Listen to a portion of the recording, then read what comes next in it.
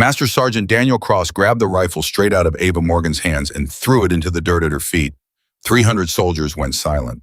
"You don't belong here," he said loud enough for every single one of them to hear. "Somebody made a mistake putting you on my field, and today in front of all these men, I'm going to fix it." He stepped closer, his voice dropping to something cold. "Without your weapon, sweetheart, what are you?" And Ava Morgan just looked at him and said nothing at all. Before we go any further, if you believe the quiet ones are always the most underestimated, take a second to subscribe to this channel and follow this story all the way to the end. And do me a favor, comment the name of the city you are watching from right now so I can see just how far this story has traveled. Now let's begin. The desert wind came in hot across Fort Redstone that first morning, and 18 candidates stood in a single line on the training field while the sun burned the back of their necks. Every one of them had earned the right to be there the hard way. They had combat tours. They had scars they didn't talk about. They had medals locked away in drawers back home, and reputations that walked into a room before they did. When they stood shoulder to shoulder that morning, you could feel it coming off them, that hard confidence that only comes from men and women who have already been tested by fire and lived to talk about it. And then there was the one at the end of the line. Her name was Ava Morgan, and from the moment she walked onto that field, she looked like she did not belong. The others had arrived with hard cases full of the newest gear, custom equipment, optics worth more than a used car. Ava had walked in with a plain canvas backpack slung over one shoulder and an old rifle case that looked like it had been dragged through 20 years of somebody's garage. No unit patch on her sleeve, no medals, no swagger. Nothing about her said elite operator. Everything about her said clerk, said paperwork, said somebody who took a wrong turn and ended up on the wrong side of the fence. Master Sergeant Daniel Cross noticed her before she even reached the line. He had spent 19 years in the teams. He had seen the best the country had to offer, and he had seen plenty of people who thought they were the best and got sent home crying. He believed he could read a person in about 4 seconds flat, and when his eyes landed on Ava Morgan, his red came back loud and clear. She was soft. She was a mistake. She was somebody's clerical error walking around in the wrong pair of boots. "Who is that?" he said to the officer standing beside him, Captain Reyes, without turning his head. Reyes checked the roster on his clipboard. "Morgan, Ava Morgan. What team is she coming from?" Reyes was quiet for a second. "That's the thing, Sergeant. Her file is mostly redacted. Half the pages are blacked out. Missions classified, awards restricted. There's almost nothing in here I'm allowed to read." Daniel finally turned his head. "Redacted." "Yes, Sergeant. A recruit's file." He said the word recruit like it tasted bad. "You don't redact a recruit's file. You redact the file of somebody who's actually done something. This isn't a real file. This is somebody covering up the fact that they let a civilian slip through. Mark my words. Somebody upstairs made a phone call as a favor, and now she's standing on my field taking a slot away from a real operator who earned it." Reyes didn't answer. He had learned a long time ago that when Daniel Cross made up his mind, there was no unmaking it. Daniel walked the line slow that morning, the way he always did, letting the candidates feel the weight of his attention. He stopped in front of the big ones and looked them up and down. He stopped in front of the confident ones and made them hold a stare. And when he got to the end of the line, to the small woman with the plain backpack and the beat-up rifle case, he stopped longer than he stopped for anyone else. "Morgan," he said. "Sergeant," she answered. Just that, no fear in it, but no attitude either. Just a flat, steady answer. "You know what this program is?" "Yes, Sergeant." "Do you, because from where I'm standing, you look like you got lost on the way to the supply office." A few of the candidates near her let out a short laugh, the kind of laugh that stops the second the sergeant wants it to. "You know how many people wash out of my program, Morgan?" "No, Sergeant. Most of them. The strong ones, the ones with real records, the ones who've actually bled for this country." He leaned in just a little. "So you tell me, what makes you think you're going to be standing here when the rest of them are gone?" And Ava Morgan looked him dead in the eye and said, "I didn't come here to talk, Sergeant." That was it. That was all she gave him. Daniel straightened up. He held her stare for a long 3 seconds, waiting for her to blink, waiting for the flicker of doubt he was sure he'd find. It didn't come. And instead of respecting that, instead of wondering what kind of person can hold a stare like that, It made something in him tighten, because in his experience, the ones who didn't flinch were usually the ones hiding the most. "We'll see," he said, and he moved on. But he didn't move on, not really. From that first morning, Daniel Cross had a name in his head, and the name was Morgan. The first week was designed to break people, and it broke people. That was the whole point. They ran them into the ground in the desert heat until men who had bragged about their fitness were on their bare hands and knees, emptying their stomachs into the sand. They took away their sleep. They took away their comfort. They gave them tasks that made no sense and screamed at them for failing at tasks that were designed to be failed. By day 4, 2 of the 18 had already quit. By day 5, one more was sent home with a stress fracture. And through all of it, Ava Morgan just kept going. Not first, never first. She never crossed a finish line ahead of the pack, never posted the fastest time, never made herself the story. But she was always there, always finishing, always upright when stronger-looking people were falling apart around her. And to anyone paying attention, there was something strange about the way she did it. She wasn't gasping, she wasn't red-faced and desperate. She finished those brutal endurance runs looking like a woman who had gone for a long walk. Steady breathing, steady eyes, like her body had a different set of limits than everybody else's. One person was paying attention. Her name was Emily Carter, a young intelligence specialist, 26 years old, sharp as a tack, and cursed with the kind of mind that could not let a puzzle go. Emily had spent her whole career learning to notice the things other people miss. The small tells, the tiny inconsistencies, the details that don't add up. And Ava Morgan was a detail that did not add up. "You watch her," Emily said one night to another candidate, a man named Hutch, as they sat in the dark cleaning their gear. "During the run today, you watch her." "I watched her come in 8th, Hutch said. "So what?" "So she came in 8th on purpose." Hutch snorted. "Nobody comes in 8th on purpose." "She does." Emily kept her voice low. "There was a stretch on the back side of that ridge where the whole pack was strung out and nobody could see her. I was behind her. She opened up her stride for about 40 seconds. Full speed. And I mean full speed. Hutch, I've never seen anybody move like that. She could have blown the doors off the whole field. And then the second we came back into view of the instructors, she pulled it right back in and tucked herself into the middle of the pack like nothing happened." Hutch stopped cleaning his rifle. "You're saying she's sandbagging. I'm saying she's controlling exactly what they see. Every time. The hesitations, the little mistakes, the average scores. It's all on purpose. She's hiding." "Hiding what?" Emily looked out toward the barracks where Ava was sleeping. "I don't know yet," she said, "but I'm going to find out." Daniel Cross was watching Ava too, but he was watching for the opposite reason. He was watching for the crack. He was so certain it was coming that he started making it come faster. He gave Ava the worst of everything. When there was an extra shift, it went to Morgan. When there was a task nobody wanted, it went to Morgan.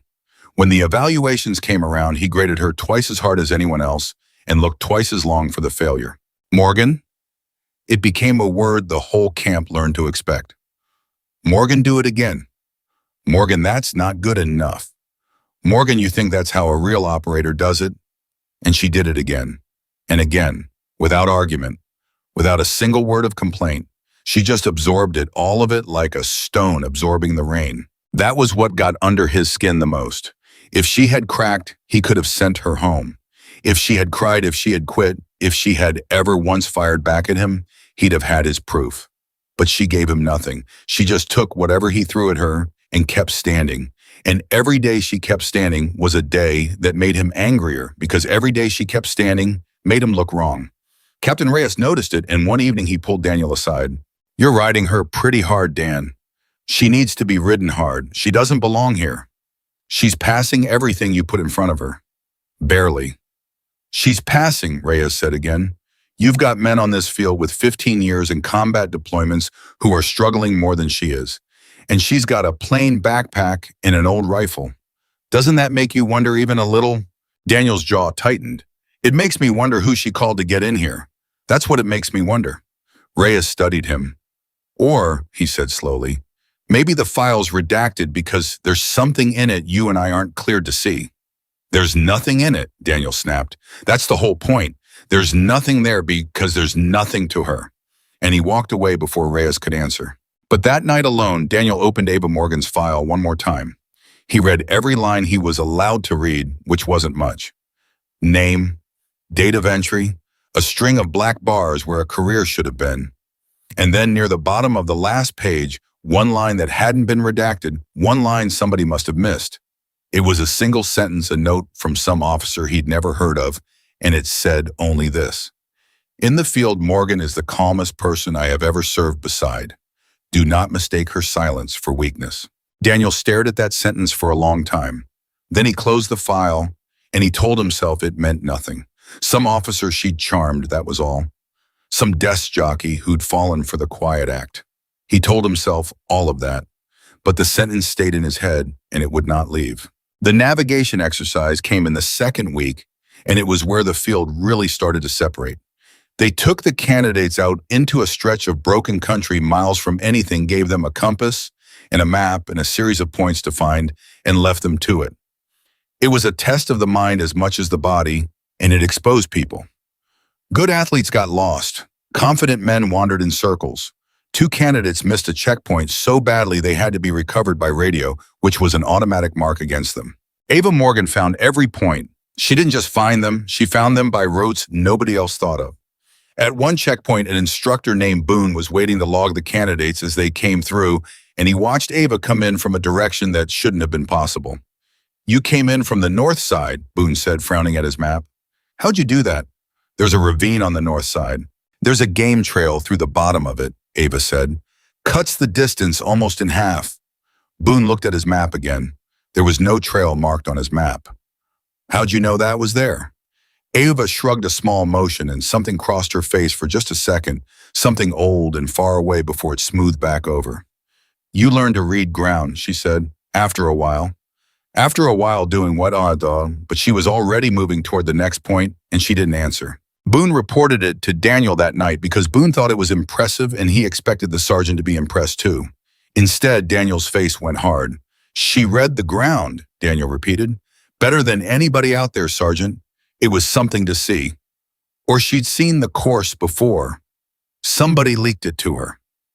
Boone blinked. Sergeant, I laid that course myself yesterday afternoon. Nobody saw it. Then she got lucky. Boone was quiet for a second. Then he said carefully, the way you say something to a superior when you're not sure you should. Sergeant, with respect, that wasn't luck. I've been running these courses 11 years. That woman moves through country like she was born reading it. I don't know where she's from, but wherever it is, they trained her right. She's not trained, Daniel said. She's faking it. And Boone, who had just watched Ava Morgan do something he'd never seen a recruit do in 11 years, looked at his sergeant and thought for the first time that maybe the sergeant was the one who was faking. Faking certainty about a thing he was starting to be wrong about. But he didn't say that. He just said, yes, Sergeant, and he left. Emily Carter was building a picture piece by piece the only way she knew how. She started paying attention to the things Ava did when she thought no one was watching, and she started noticing that Ava was almost never truly off guard. When a truck backfired one afternoon, half the candidates flinched, but Ava was already moving, already low, already turned toward the sound with her weight on the balls of her feet. And then she caught herself, straightened up, and made her face go blank again. It happened in less than a second. If Emily hadn't been watching for it, she'd have missed it. But she was watching, and she saw a body that had been trained by something far more real than any classroom. A body that reacted to danger before the mind could tell it to pretend. One evening, Emily found Ava alone, sitting outside the barracks in the last light, cleaning that old rifle. Emily sat down a few feet away, not too close, and for a while neither of them said anything. You clean that thing every night, Emily finally said. I do. Nobody cleans a rifle. They never fired that hard, not that carefully. Ava's hands didn't stop moving. Habit, she said. That's a serious habit. It's a serious rifle. A small pause. Or it was, once. Emily watched her hands the sure and practiced way. They moved over the metal hands that knew that weapon. The way you know something you've bet your life on more than once. Can I ask you something? Emily said. You can ask. Where'd you serve before this? And Ava Morgan's hands stopped, just for a moment. Then they started again, and she said in a voice that was gentle but that closed the door all the same. You seem like a smart one, Carter. So I'm going to tell you something as a favor. There are questions out here it's better not to answer, and there are questions it's better not to ask. That one's both. She snapped a piece of the rifle back into place. Some doors, once you open them, you can't close again. Trust me on that. Emily sat with that for a long moment. That sounds like experience talking. Ava almost smiled. Almost. Good night, Carter, she said, and she stood and went inside, and Emily sat alone in the dark, more certain than ever that she was sitting next to the biggest secret on the whole base. The pressure from Daniel only got worse from there. He seemed to take Ava's calm as a personal insult now, as if her refusal to break was a message aimed straight at him. During a live fire drill, he stood at her shoulder the entire time narrating every move she made, waiting for her to rattle. You're slow, Morgan. She wasn't. You call that a firing position? It was textbook. You're going to get your whole team killed moving like that.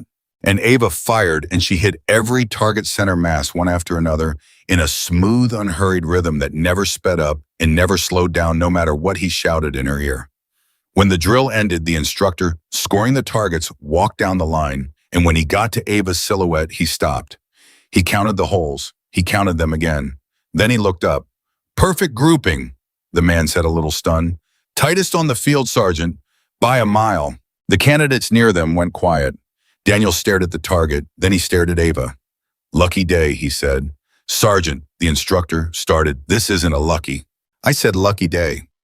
Daniel turned and walked off, and the instructor and the candidates all looked at each other, and nobody said the thing they were all thinking, which was that the sergeant had just called the best shooting any of them had ever seen a lucky day, and that a man doesn't do that unless he's afraid of what it means.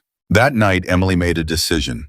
She had a friend from her intelligence school days, a woman named Park, who worked in a records office 3 time zones away, the kind of office where people had access to things. Against every rule, Emily got word to her. Just a name. Just Ava Morgan. Just quietly, if you can find anything, find it. The answer came back 2 days later, and it was not what Emily expected. Park's message was short, and it scared her a little. It said only this. Whoever this Morgan is, I can't touch her file. I tried, not blocked the normal way, blocked from above me, way above me. Emily, I've been doing this 6 years, and I've pulled files on generals. I have never seen a wall like the one around this name. Stop asking, and be careful who you're standing next to. Emily read that message 4 times. Then she deleted it because you don't keep something like that. And she looked across the barracks at the small woman sleeping quietly in the corner bunk, the woman with the plain backpack and the old rifle, the woman the whole camp thought was a mistake, and she felt a chill run down her spine that had nothing to do with the desert night. Because you don't build a wall like that around a mistake. You build a wall like that around something the country doesn't want the world to know it did. Whatever Ava Morgan was, she was not a clerk who'd gotten lost on the way to the supply office. She was something the highest levels of the military had gone to extraordinary lengths to bury. And now that buried thing was standing right in the middle of Daniel Cross's field, quietly, patiently taking everything he threw at her, waiting for something. Emily didn't know what, but she had a feeling they were all about to find out. The next morning at formation, Daniel Cross stood in front of the candidates with a look on his face that the more experienced instructors recognized, and it made a couple of them uneasy.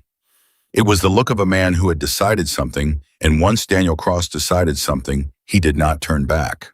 We're changing things up, he announced. The next phase is combatives, close quarters, hand to hand, because a real operator doesn't get to pick when the fight comes, and a real operator doesn't get to pick whether they've got a weapon when it does. His eyes moved down the line slow until they landed on the end. On Morgan. Sometimes, he said, all you've got is yourself, and that's where we find out what a person's really made of. That's where the fakers get found out. He let that sit. Isn't that right, Morgan? Ava met his eyes. If you say so, Sergeant. I do say so. He smiled, and it was not a warm smile. I say so.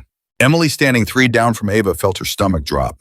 She had seen where this was heading for days now, and she knew with the certainty of someone who reads people for a living that Daniel Cross was building towards something. He wasn't just going to fail Ava Morgan. He wanted to break her in front of everyone. He needed it. His whole certainty about himself, his 19 years, his 4-second reads, all of it, was riding now on being right about this one woman, and some part of him had figured out that he might be wrong, and it terrified him. A man like that, cornered by his own doubt, becomes dangerous. Over the next several days, the combatives' training ground everyone down. It was brutal, personal, the kind of training that leaves you bruised in places you didn't know you had. And here, for the first time, Ava let herself be seen doing something less than perfectly. She got put on her back. She got controlled. She lost matches to bigger, stronger candidates. And she lost them in a way that looked ordinary, that looked like a smaller person losing to a bigger one, the way it's supposed to go. Emily watched it and knew it was a lie. She had seen the way Ava's body moved when a truck backfired. She had seen 100 small tells. And she understood that Ava was doing here exactly what she'd done on the run and on the range and everywhere else. She was managing what people saw. She was staying small. She was staying buried. But Daniel saw the losses and thought he finally had her. "You see that?" he said to Captain Reyes, almost cheerful now. "You see that, Reyes? She can't fight. Push comes to shove, she folds, just like I said." Reyes watched Ava climb off the mat after another loss. Watched her walk away, calm and unbothered. Not a flicker of frustration on her face, a woman who had just lost 3 matches in a row and could not have cared less. And Reyes frowned because in 19 years of his own, he had never met a real competitor who could lose and not care. The ones who couldn't fight got frustrated. The ones who could fight and were losing got frustrated. The only person who loses and stays perfectly calm is a person who isn't really trying to win. "Dan," Reyes said quietly, "watch her face when she loses." "What about it? She doesn't care, not even a little. Doesn't that strike you as strange? A person who fought this hard to be here, losing over and over and not caring at all?" Daniel waved it off. "She doesn't care because she knows she can't win. She's given up. It's over. I'm going to recommend she washes out at the end of the phase and this whole embarrassing situation goes away." But Reyes kept watching Ava Morgan walk off that mat, calm as still water. And he thought, that is not a woman who has given up. That is a woman who is choosing to lose. And there is a world of difference between the two. And Daniel Cross cannot see it because Daniel Cross has decided what he wants to be true. That evening, the story of the camp had become the story of Ava Morgan, whether Daniel wanted it to or not. In the barracks, in low voices, the candidates argued about her. "She can't fight," one of them, a big man named Delgado, said. "You all saw it. She's getting handled out there." "She shot the tightest group on the range," another answered. "Tightest anybody's ever seen. That's not nobody. Shooting's one thing, fighting's another." "You watch her, though," Hutch said, and the others turned to him because Hutch had been quiet on the subject of Morgan for a while. "You watch how she loses. She loses easy. Too easy. Like she's not even trying." He shook his head. "I got a bad feeling, boys. I got a feeling we don't know the first thing about who's sleeping in that corner bunk." They all looked over at the corner bunk where Ava lay on her back with her eyes closed, breathing slow and even, the picture of peace while 300 people on a base in the Nevada desert argued about who she really was. And Ava Morgan, who was not asleep, who heard every word, kept her eyes closed and let them wonder. Because she had learned a long time ago in places these young men and women could not imagine that the most dangerous thing in the world is the person nobody sees coming. She had spent her whole silence being that person. She had let Daniel Cross build his certainty higher and higher, day after day, because she understood something he did not. The higher you build a thing on the wrong foundation, the harder it falls when the ground finally moves. She had not come to Fort Redstone to argue. She had not come to prove anything with words. She had come because she had been sent for reasons that had nothing to do with any of them. Reasons that would walk onto that field before this was over and change everything they thought they knew. And until then, she would wait. She would take what Daniel Cross gave her, and she would keep her rifle clean, and she would keep her secrets buried, and she would let 300 soldiers go on believing they were watching an ordinary woman fail. Right up until the moment she chose to show them the truth. Daniel Cross lay awake that night in his own quarters, and he could not sleep either. That single unredacted line was in his head again. Do not mistake her silence for weakness. He had read it a dozen times now. He kept telling himself it meant nothing. But somewhere underneath his certainty, in a place he did not want to look, a small, cold voice had started asking a question he could not shut up. What if he was wrong? What if the redactions weren't hiding nothing? What if they were hiding everything? He got up. He paced. He told himself that tomorrow he would find the proof he needed, the clean and simple proof that would make the cold voice go quiet for good. He would design a test that would strip away every last thing she could hide behind. No rifle, no gear, no equipment, nothing between Ava Morgan and the truth but her own two hands and the best men he had. And when she failed, and he was sure she would fail, when she folded in front of 300 soldiers and every officer on the base, then it would finally be over. Then he would be right. Then the cold voice would stop. He did not let himself finish the other thought, the one waiting on the far side of that plan. He did not let himself ask what would happen if she didn't fail. If instead, in front of 300 soldiers and every officer on the base, Ava Morgan finally stopped hiding. Because deep down in the part of him, he refused to listen to Daniel Cross already knew the answer. And it scared him more than anything had scared him in 19 years. Morning came hot and hard over Fort Redstone, and the whole base could feel that something was different. Word had gone around, the sergeant was putting Morgan through something special today. Soldiers who had no business being near the training field found reasons to be near the training field. By the time the sun was fully up, there were faces at every window and bodies along every rail and out on the field. The 18 were down to a smaller number, now standing in their line, and at the end of it stood the small woman with the calm eyes. Emily Carter's heart was pounding. She had spent all night thinking about Park's message about the wall around Ava's name, about what it meant, and she wanted to warn somebody. Wanted to grab Daniel Cross by the collar and say, "You don't know what you're doing. You don't know who this is. Stop before you do something you can't take back." But she was a recruit, and he was the master sergeant, and there was nothing she could do but stand in her place in the line and watch it come. Daniel walked out to the center of the field, and behind him came 5 of them. 5 combat instructors, the most experienced men at Fort Redstone, men who had trained hundreds of operators, who had forgotten more about close quarters fighting than most people ever learned, hard veterans, every one of them, and they lined up in a loose row and looked at the woman they'd been told to test, and a couple of them looked almost embarrassed to be there because 5 of them against one small recruit was not a fair thing, and they knew it. "Morgan," Daniel called, "front and center."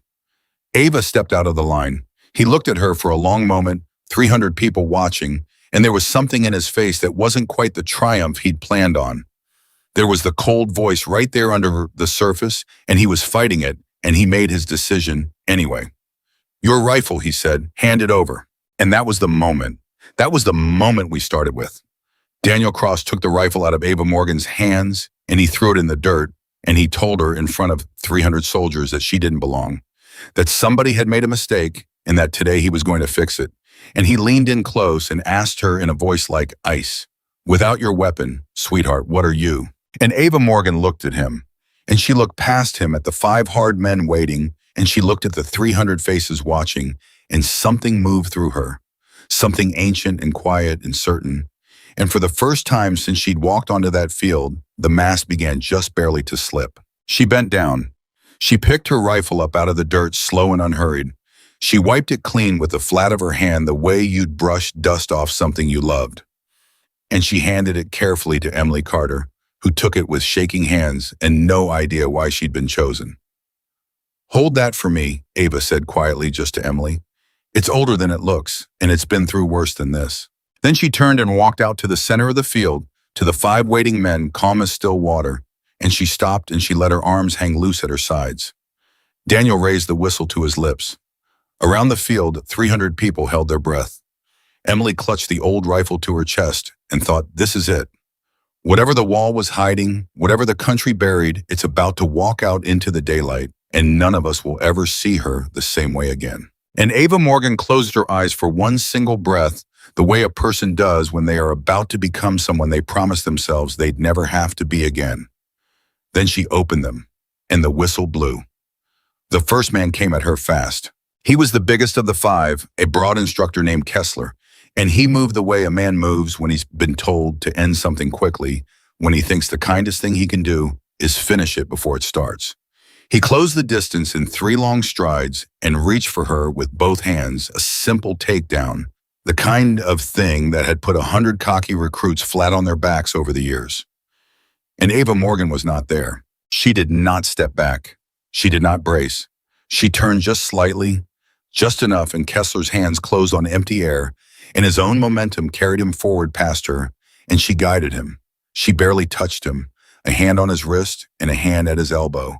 And she used the speed he'd brought with him and added nothing of her own.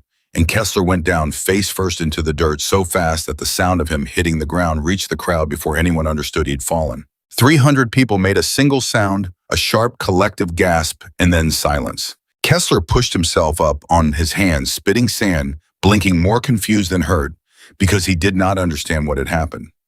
1 second he had been reaching for a small woman who should have been easy, and the next he was eating the ground, and he could not have told you how.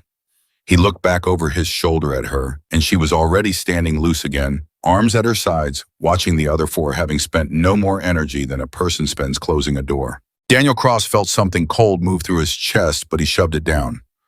Luck. A lucky slip. Kessler had gotten sloppy, overconfident, that was all.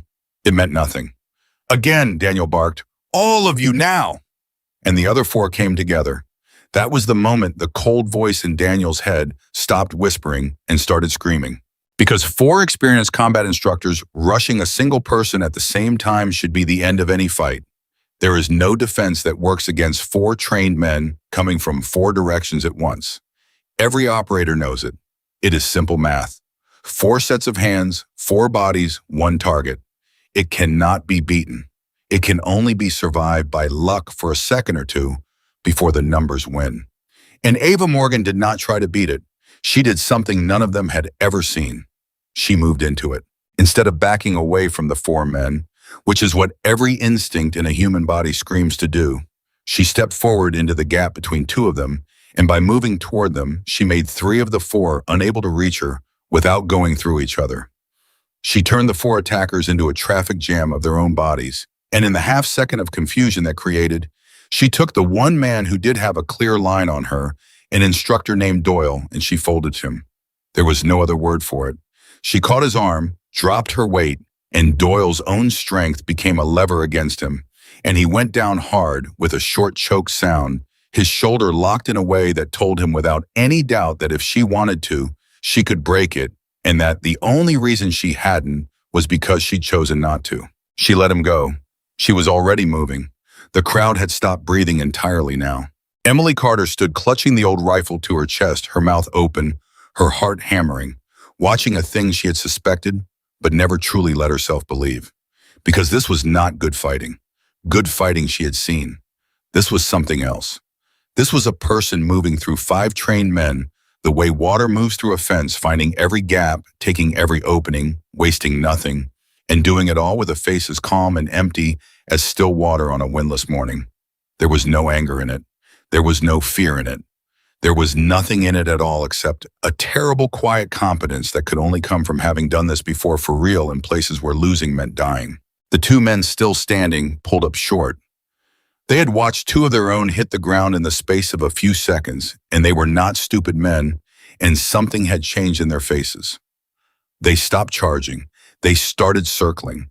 They started treating her like what she plainly was, which was the most dangerous person on the field, and possibly the most dangerous person any of them had ever stood across from. One of them, a lean, hard veteran named Boone, the same Boone who'd watched her come in from the impossible direction on the navigation course, called out low to his partner. Careful, she's not what we were told. No kidding, the other man muttered. Boone had trained operators for 11 years. He had felt in his gut, back on that navigation course, that this woman had been trained by something real, and he had said as much to the sergeant, and the sergeant had told him she was faking. Well, Boone was watching her now, and there was no faking this. You cannot fake this. This was carved into a person over years in fear and blood and cold nights, and Boone knew it the way he knew his own name. They came at her together more careful this time, and it did not matter. She let Boone get close. She let him think he had an angle, and then she wasn't where he'd committed to, and his own reach pulled him off balance for just an instant, and that instant was all she needed. She swept his lead leg and steered him down as he felt controlled, almost gentle, and the last man, seeing his partner drop, hesitated for a fraction of a second, and hesitation against Ava Morgan was the same as surrender. She closed on him before he'd finished deciding what to do, took his balance, and set him on the ground beside the others. 5 men, 5 of the most experienced combat instructors at Fort Redstone, down. It had taken her less than a minute. The silence over that field was the loudest thing anyone there had ever heard. 300 soldiers, and not one of them made a sound. They stood at the rails and the windows and along the edge of the field, and they stared, and their whole understanding of the last 3 weeks was rearranging itself in their heads all at once. Every joke they'd made about the woman with the plain backpack, every time they'd counted her out, every silent belief that she didn't belong. All of it was collapsing right there in front of all of them in real time. And in the middle of that silence stood Ava Morgan, breathing slow and even, arms loose at her sides, exactly as calm as she had been before the whistle blew, looking at Daniel Cross. Not at the men on the ground, at Daniel. Daniel Cross could not move. He stood there with the whistle still in his hand, and everything he had built over 3 weeks, every certainty, every 4-second read, every "I told you so" he'd been saving up, it was all just gone, blown away, like sand in the wind. And what was left was the cold voice, no longer a whisper, no longer a scream, just a flat, quiet truth sitting in the center of him. You were wrong. You were wrong about everything. And you did it in front of 300 people. Kessler was the first of the 5 to get to his feet. He stood slow, and he did not look angry, and he did not look humiliated, which surprised the crowd. He looked at Ava the way a professional looks at another professional who has just shown him something he did not know was possible. And then in front of everyone, Kessler did a thing that changed the whole meaning of the moment. He straightened up and he gave her a short, sharp nod, one warrior to another, a nod that said, "I don't know who you are, but I know what you are now, and I respect it." One by one, the other 4 got up, and one by one they gave her the same nod. That nod hit Daniel Cross harder than anything else could have. Because these were his men. These were the hardest, most experienced instructors on his base men, whose respect was almost impossible to earn, and they had just handed it to Ava Morgan without a word. And they had handed it to her because they understood something he had refused to let himself understand for 3 weeks. That she was real. That she was more real than any of them. That whatever the redacted file was hiding, it was hiding a truth so far beyond his little program that his little program looked like a children's game beside it. "Who are you?" Daniel said. His voice came out lower than he meant it to rougher. It was not a demand anymore. It was almost a plea. "Who the hell are you, Morgan?" And Ava Morgan looked at him with those calm eyes, and for a long moment she didn't answer, and the whole field leaned in to hear what she would say. "I'm exactly who my file says I am, Sergeant," she said quietly. "You just weren't allowed to read it." And that answer, which told them nothing and everything at the same time, sent a ripple through the crowd, because every person there suddenly understood that the mystery of Ava Morgan was not over. It had only just begun. Emily Carter's mind was racing. The wall around Ava's name, blocked from above, way above. Her friend Park's warning, "Be careful who you're standing next to." And now this impossible thing she just watched with her own eyes, 5 instructors down in under a minute, and Ava standing there breathing easy, like she'd taken a walk. Emily looked down at the old rifle in her own arms, the rifle Ava had handed her, older than it looks, been through worse than this, and a cold understanding began to spread through her. This rifle wasn't old because it was cheap. It was old because it was hers. It had been hers for a long time. It had been hers through things none of them could imagine. Off to the side, Captain Reyes had gone very still. He had been the one voice of doubt beside Daniel this whole time, the one who kept saying, "Watch her, watch. Her face, doesn't that make you wonder?" And now he stood there feeling the awful weight of having been right in a way he hadn't wanted to be right. Because you don't want to be right about this. You don't want to find out the recruit your master sergeant has been humiliating for 3 weeks is somebody the highest levels of the country buried on purpose. That's not a victory. That's a disaster waiting to land on all of you. And it was about to land. Because it was in that exact moment, with 5 instructors climbing to their feet and 300 soldiers frozen in silence, and Daniel Cross standing hollow in the center of it all, that a change came over the far edge of the field. A vehicle had arrived, a dark government vehicle that did not belong to the base that no one had been told to expect, and 3 figures got out of it, and they began walking toward the training ground with the unhurried certainty of people who answer to no one present. Captain Reyes saw them first, and his stomach dropped because Reyes had been in long enough to know what that kind of arrival meant. Nobody drives out to a training field in the middle of nowhere unannounced in a vehicle like that, walking like that unless something has reached a level that ordinary rules no longer apply to. Sergeant, Reyes said quietly, urgently stepping close to Daniel. Sergeant, we've got company, and I don't think it's for a base tour. Daniel turned, and he saw the three figures crossing the field, and even in the state he was in, even hollowed out and reeling, some old instinct in him recognized the shape of what was coming. The way the base personnel near the gate straightened up as those three passed, the way even the officers stiffened. These were not observers. These were people who had come for a reason, and the reason was standing in the middle of the field with her arms loose at her sides. The three of them stopped a short distance away, and the one in front, an older man with silver in his hair and eyes that had clearly seen more than any file would ever record, looked past Daniel, past Reyes, past the five instructors, and looked directly at Ava.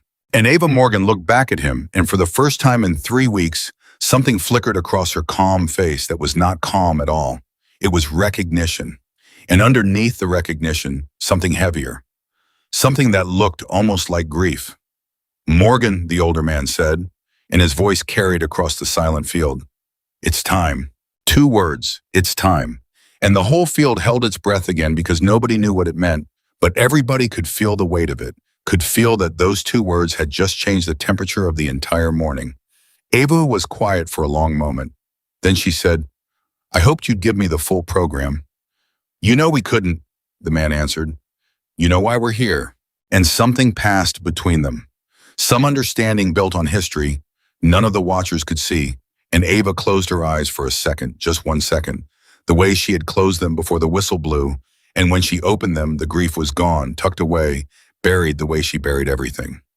All right, she said simply. Daniel Cross could not stand it anymore. 3 weeks of certainty had just been ripped out of him in front of everyone he commanded, and now 3 strangers had walked onto his field and were speaking to his recruit in a language he did not understand, and something in him broke loose, some need to understand what was happening to him. Somebody is going to tell me what is going on, he said, and his voice cracked on the last word. On my field, with my recruit, right now. The older man turned and looked at Daniel Cross for the first time, and it was not an unkind look, but it was a look that put Daniel exactly in his place, that measured him and found him small. Master Sergeant, the man said, your recruit. He almost smiled. Son, this woman was running operations that would make your hair turn white before you learned how to tie your boots. She has forgotten more about this work than you will ever be taught, and you spent 3 weeks trying to prove she didn't belong on a training field. He let that sit, and it landed on Daniel like a physical blow. She belonged here the way a professor belongs in a kindergarten. She was doing you a courtesy by staying quiet. The words went through the crowd like a current. A professor in a kindergarten. 300 soldiers who had spent 3 weeks watching Daniel Cross ride this woman heard those words and felt the full weight of how wrong they had all been, every one of them, for going along with it. Daniel's face had gone gray. Then why, he managed. Why was she here at all? If she's what you say she is, why send her to my program? And that, it turned out, was the real question. That was the question the whole thing had been building toward from the very first morning, and the answer when it came was not one that anyone standing on that field was prepared for. The older man looked at Ava, a silent question. Do you want to tell him, or should I? And Ava Morgan, who had not offered a single word of explanation about herself in 3 weeks, who had let them all believe whatever they wanted to believe, finally spoke. And her voice was quiet, but in that silence it reached every corner of the field. I wasn't sent here to pass your program, Sergeant, she said. I was sent here to watch it, and to watch you. The words dropped into the silence like a stone into still water, and the ripples went out and out. Watch me, Daniel repeated. He shook his head slowly, not understanding or not wanting to. Watch me for what? There's a reason your file gets reviewed at levels you've never seen, Ava said. There's a reason a program like this out here in the middle of nowhere matters to people you've never met. The men and women you train, Sergeant, some of them go on to do things that decide whether other people live or die in places that never make the news, which means how you train them matters, which means who you are matters. And every so often, quietly, without the instructors knowing, someone is sent to see it firsthand. Not the paperwork, not the reports, the real thing, the way a leader behaves when he thinks the person in front of him is nobody. The field was so silent you could hear the wind. And I have to tell you, Sergeant, Ava went on, and there was no cruelty in it, which somehow made it worse. You failed, not because you were hard. Hard is fine. Hard is necessary. You failed because the second you decided I was nobody, you stopped being fair. You bent every rule to break me. You gave me the worst of everything, not to test me, but to be right about me. And a man who will do that to the person he thinks is powerless is a man who cannot be trusted with power over anyone. Daniel Cross stood there and took it because there was nothing else he could do, because every word of it was true and every person on that field knew it was true, and the shame of it was a physical thing pressing down on him, folding him smaller and smaller. And here is the twist that no one saw coming. Here is the thing that turned the whole morning inside out one final time. Because Ava Morgan was not finished. But I'm also going to tell them something else, she said, and her voice changed, softened just slightly. I'm going to tell them what happened at the end. Daniel looked up at her. Because right before you walked out here this morning, Ava said, I heard you, talking to Captain Reyes. You didn't know I could hear you. You said you couldn't sleep. You said something was bothering you. And Reyes asked what, and you said. She paused. You said what if I've been wrong about her this whole time? What if I've been wrong and I'm too proud to see it? Daniel's mouth opened. He had said that. He had said it low to Reyes in the gray hour before formation, a thing he'd barely admitted to himself. He had no idea she'd heard. A man who never doubts himself is finished, Ava said quietly. He's the most dangerous kind of leader there is because he'll drive good people off a cliff and never once wonder if the cliff was there. But a man who can doubt himself, a man who even while he's doing the wrong thing, hears a voice aside asking whether he's wrong. That man. She tilted her head slightly. That man can still be saved. The older man with his silver hair was watching this, and something in his expression had shifted because this was not in the plan. Ava was supposed to observe and report. She was not supposed to hand a drowning man a rope. So here's what I'm going to put in my report, Sergeant, Ava said. I'm going to write that you were unfair and that you were proud and that you let being proud make you cruel and that all of that is true and all of that is a problem. And then I'm going to write that in the dark before anyone was watching, before it could win you anything you doubted yourself. You asked the hard question about your own soul. And I'm going to write that a man who can do that in the dark is a man worth fixing instead of a man worth throwing away. She looked at him steadily. The rest is up to you.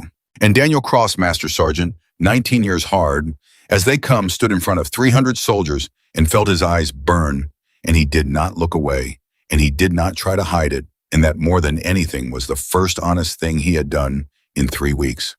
Why, he said, and his voice was barely above a whisper. Why would you do that? For me, after what I put you through. And Ava Morgan almost smiled.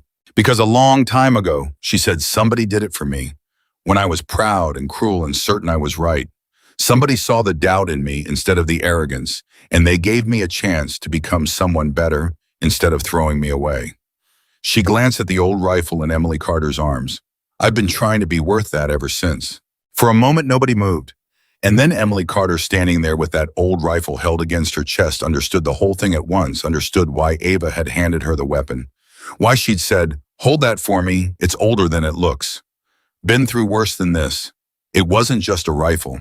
It was a message, though. Emily didn't yet know its full shape. It was Ava trusting the young intelligence specialist who'd been quietly trying to figure her out, the one person on that base who'd refused to underestimate her with the one thing she carried that meant something. The older man stepped forward. We should go, Morgan. There are people waiting who need what's in your head, and we've indulged this long enough. Ava nodded, but she didn't move right away. Instead, she turned and she walked back across the field, past Daniel, past the 5 instructors who nodded to her again as she passed, and she stopped in front of Emily Carter. You were the only one who watched me and asked the right question, Ava said quietly, just for her. Not is she failing, but who is she really? That's the whole job, Carter. That's the whole thing, seeing what's actually in front of you instead of what you expect to see. She reached out and put her hand over the rifle in Emily's arms, and for a moment she just held it there. You've got the eye. Don't let anybody train it out of you.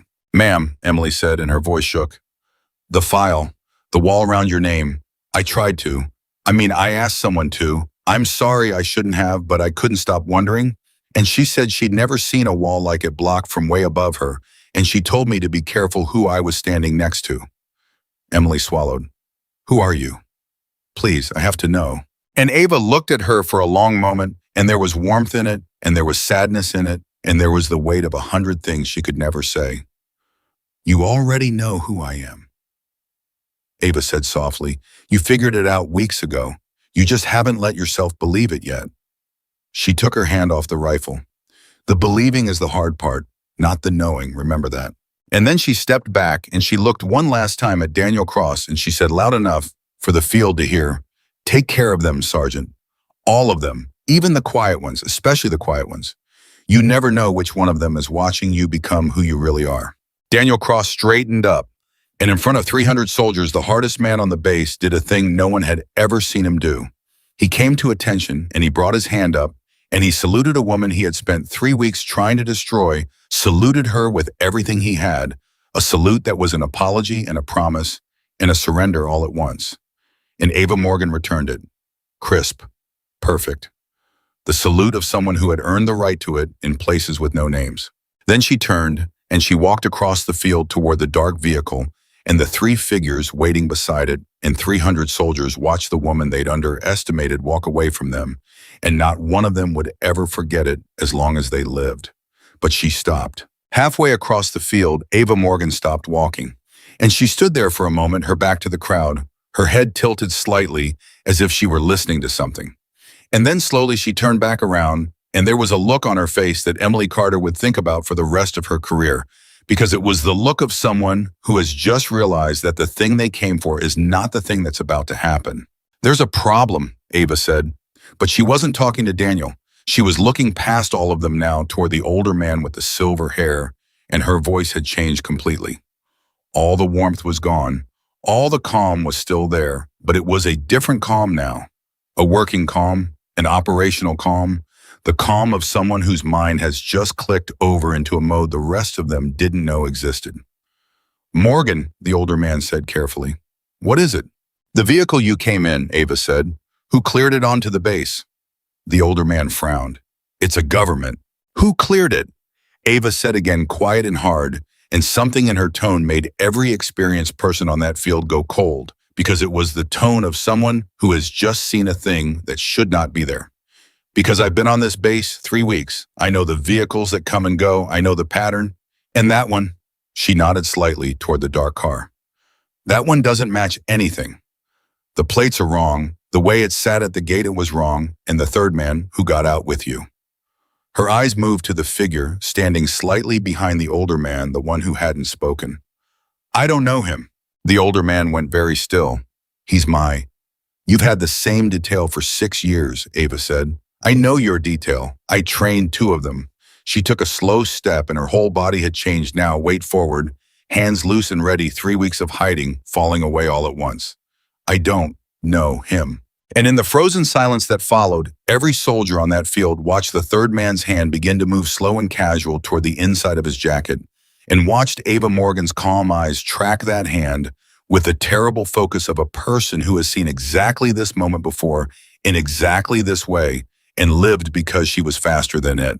Emily, Ava said without turning around, her voice flat and level and absolutely certain. The rifle. Now. Emily Carter did not think. That was the strange thing, the thing she'd remember later. There was no decision in it.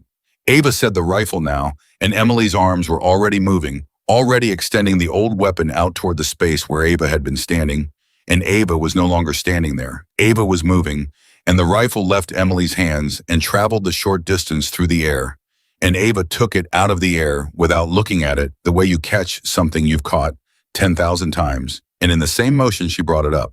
The third man's hand came out of his jacket with something in it, and the whistle that Daniel Cross was still holding fell from his fingers and hit the dirt, and that small sound was the last small sound before the whole world changed.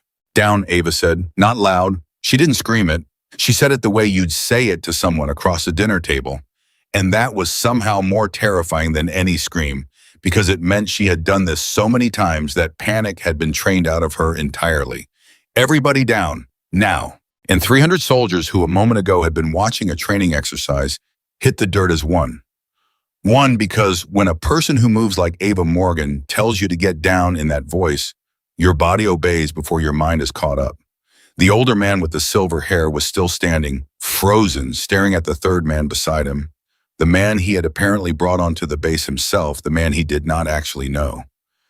You, he started. Who? Get down, sir, Ava said, and this time there was steel in it, and the older man dropped. What happened next happened in less time than it takes to describe it. The third man had his weapon up. He was fast, professionally fast, the kind of fast that told everyone who understood such things that he was not some lone lunatic who'd wandered onto a base. He was trained, he was sent, and he had come here for the older man with the silver hair, or for Ava, or for both, and he had almost pulled it off. He had gotten inside the wire dressed as part of a protective detail, and he would have gotten his shot if not for one thing. One thing he could not have planned for. One thing no intelligence in the world could have warned him about.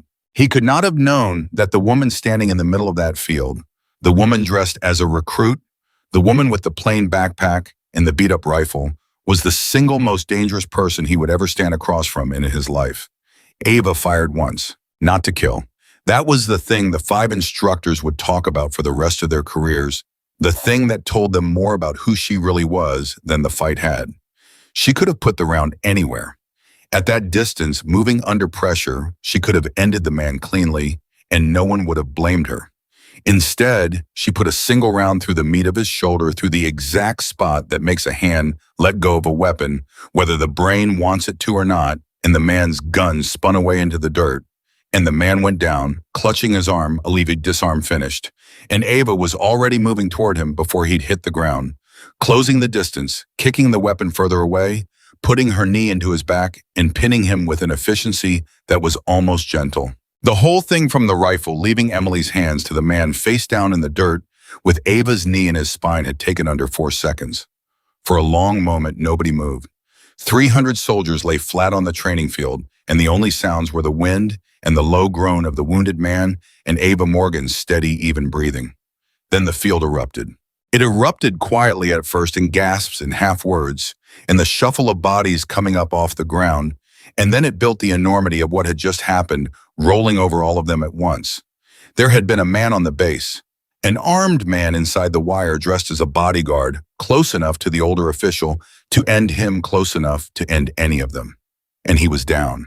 And he was down because of her, because of the recruit they'd all counted out. Daniel Cross got up off the ground slowly, and he stared at Ava Morgan kneeling on the back of a disarmed assassin, and everything. Everything he thought he had understood about the world, about strength, about who deserved respect and who didn't, finished collapsing inside him and started rebuilding itself into something new.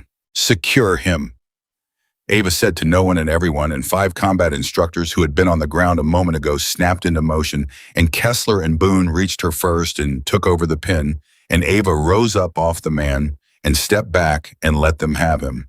And she stood and she scanned the field, her eyes moving, still working, still not done. Perimeter, she said to Boone. The gate. If he got in, somebody let him in, and that somebody is either dead or gone or standing on this base right now pretending to be as surprised as everyone else. Move. Boone moved. He didn't ask who put her in charge.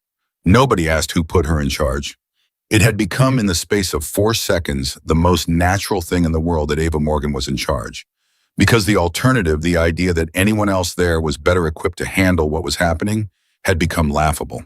The older man with the silver hair had gotten to his feet, and his face had gone the color of ash, and he came toward Ava fast, and there was something raw in his eyes now. Something that, in a man like him, counted as terror. Morgan, he said. Morgan, I brought him. I brought him through the gate myself. He had the credentials. The credentials were perfect. Everything checked. I don't. How did you?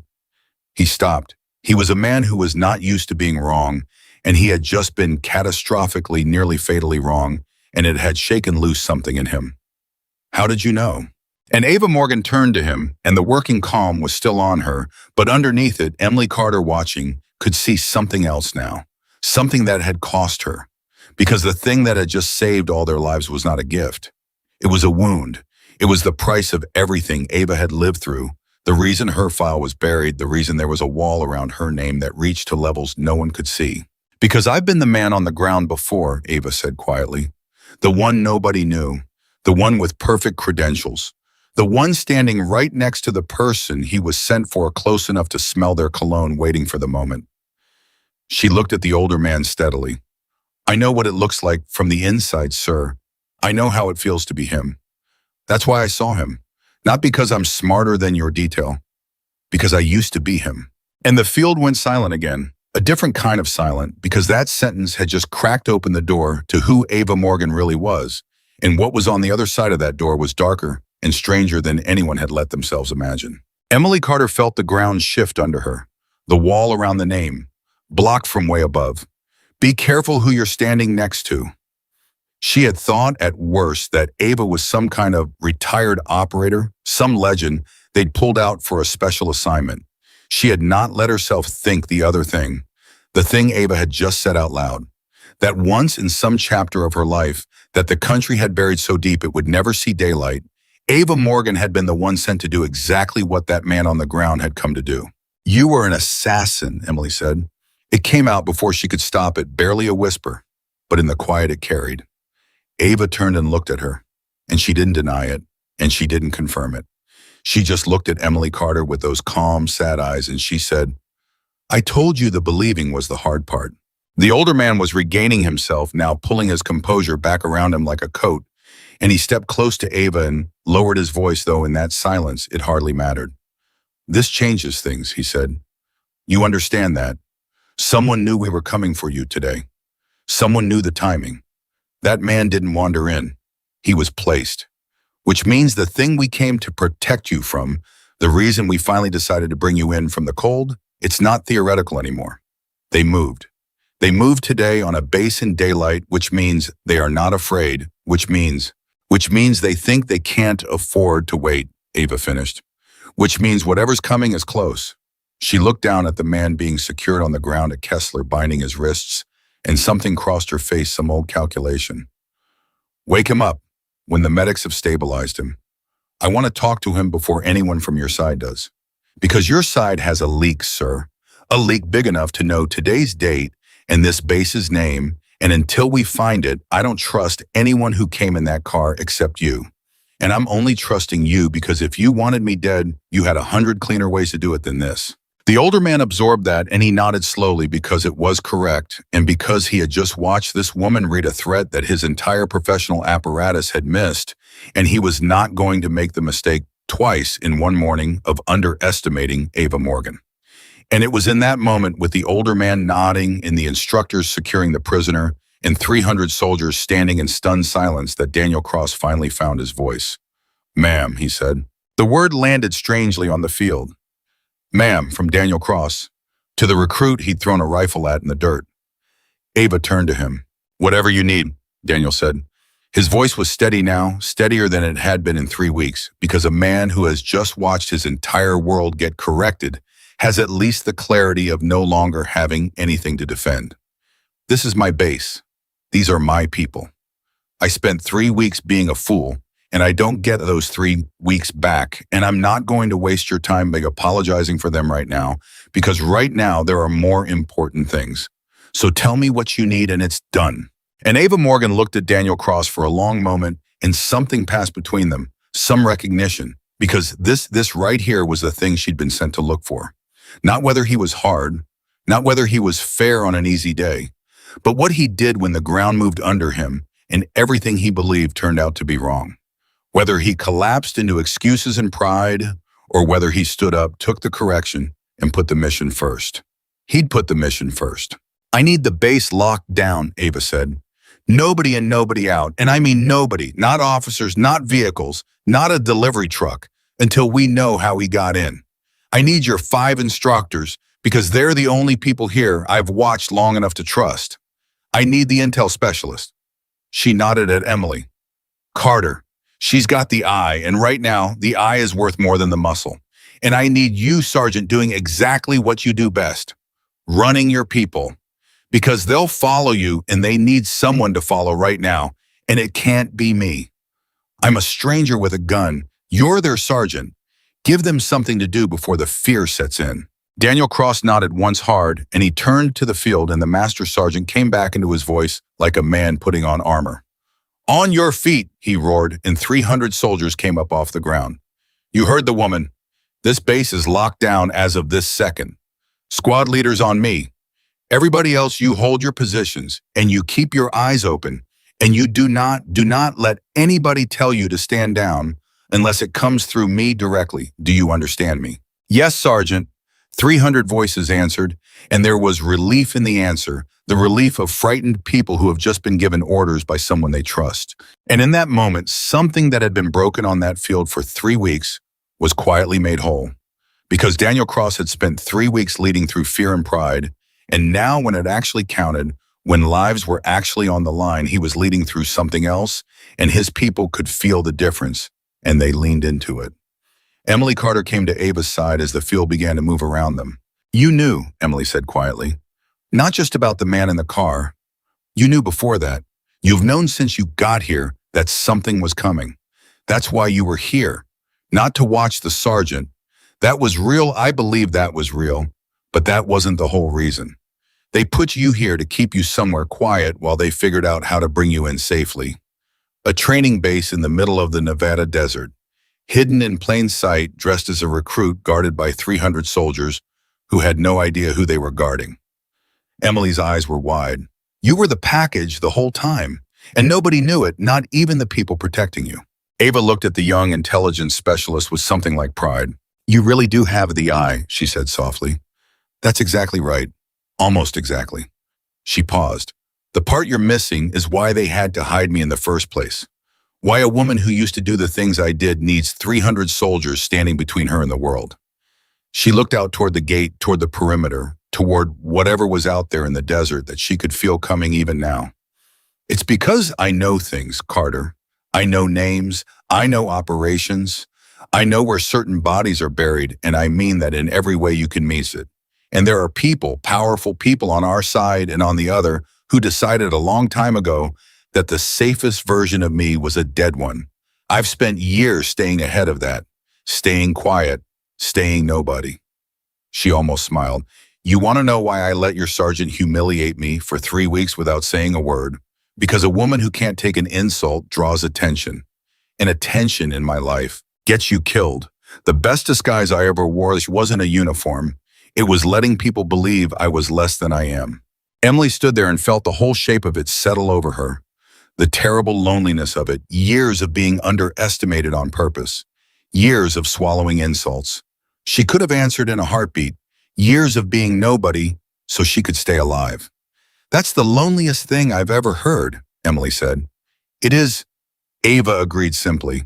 It's the loneliest thing there is. And then her head came up and the operational calm slammed back down over her because Boone was running toward them from the direction of the gate, and Boone was not a man who ran, and the look on his face said the morning was not over. It said, in fact, that the morning had barely started. Morgan, Boone called, and he was breathing hard, and there was something in his voice that made every instinct in Ava go cold. The gate. You need to see the gate.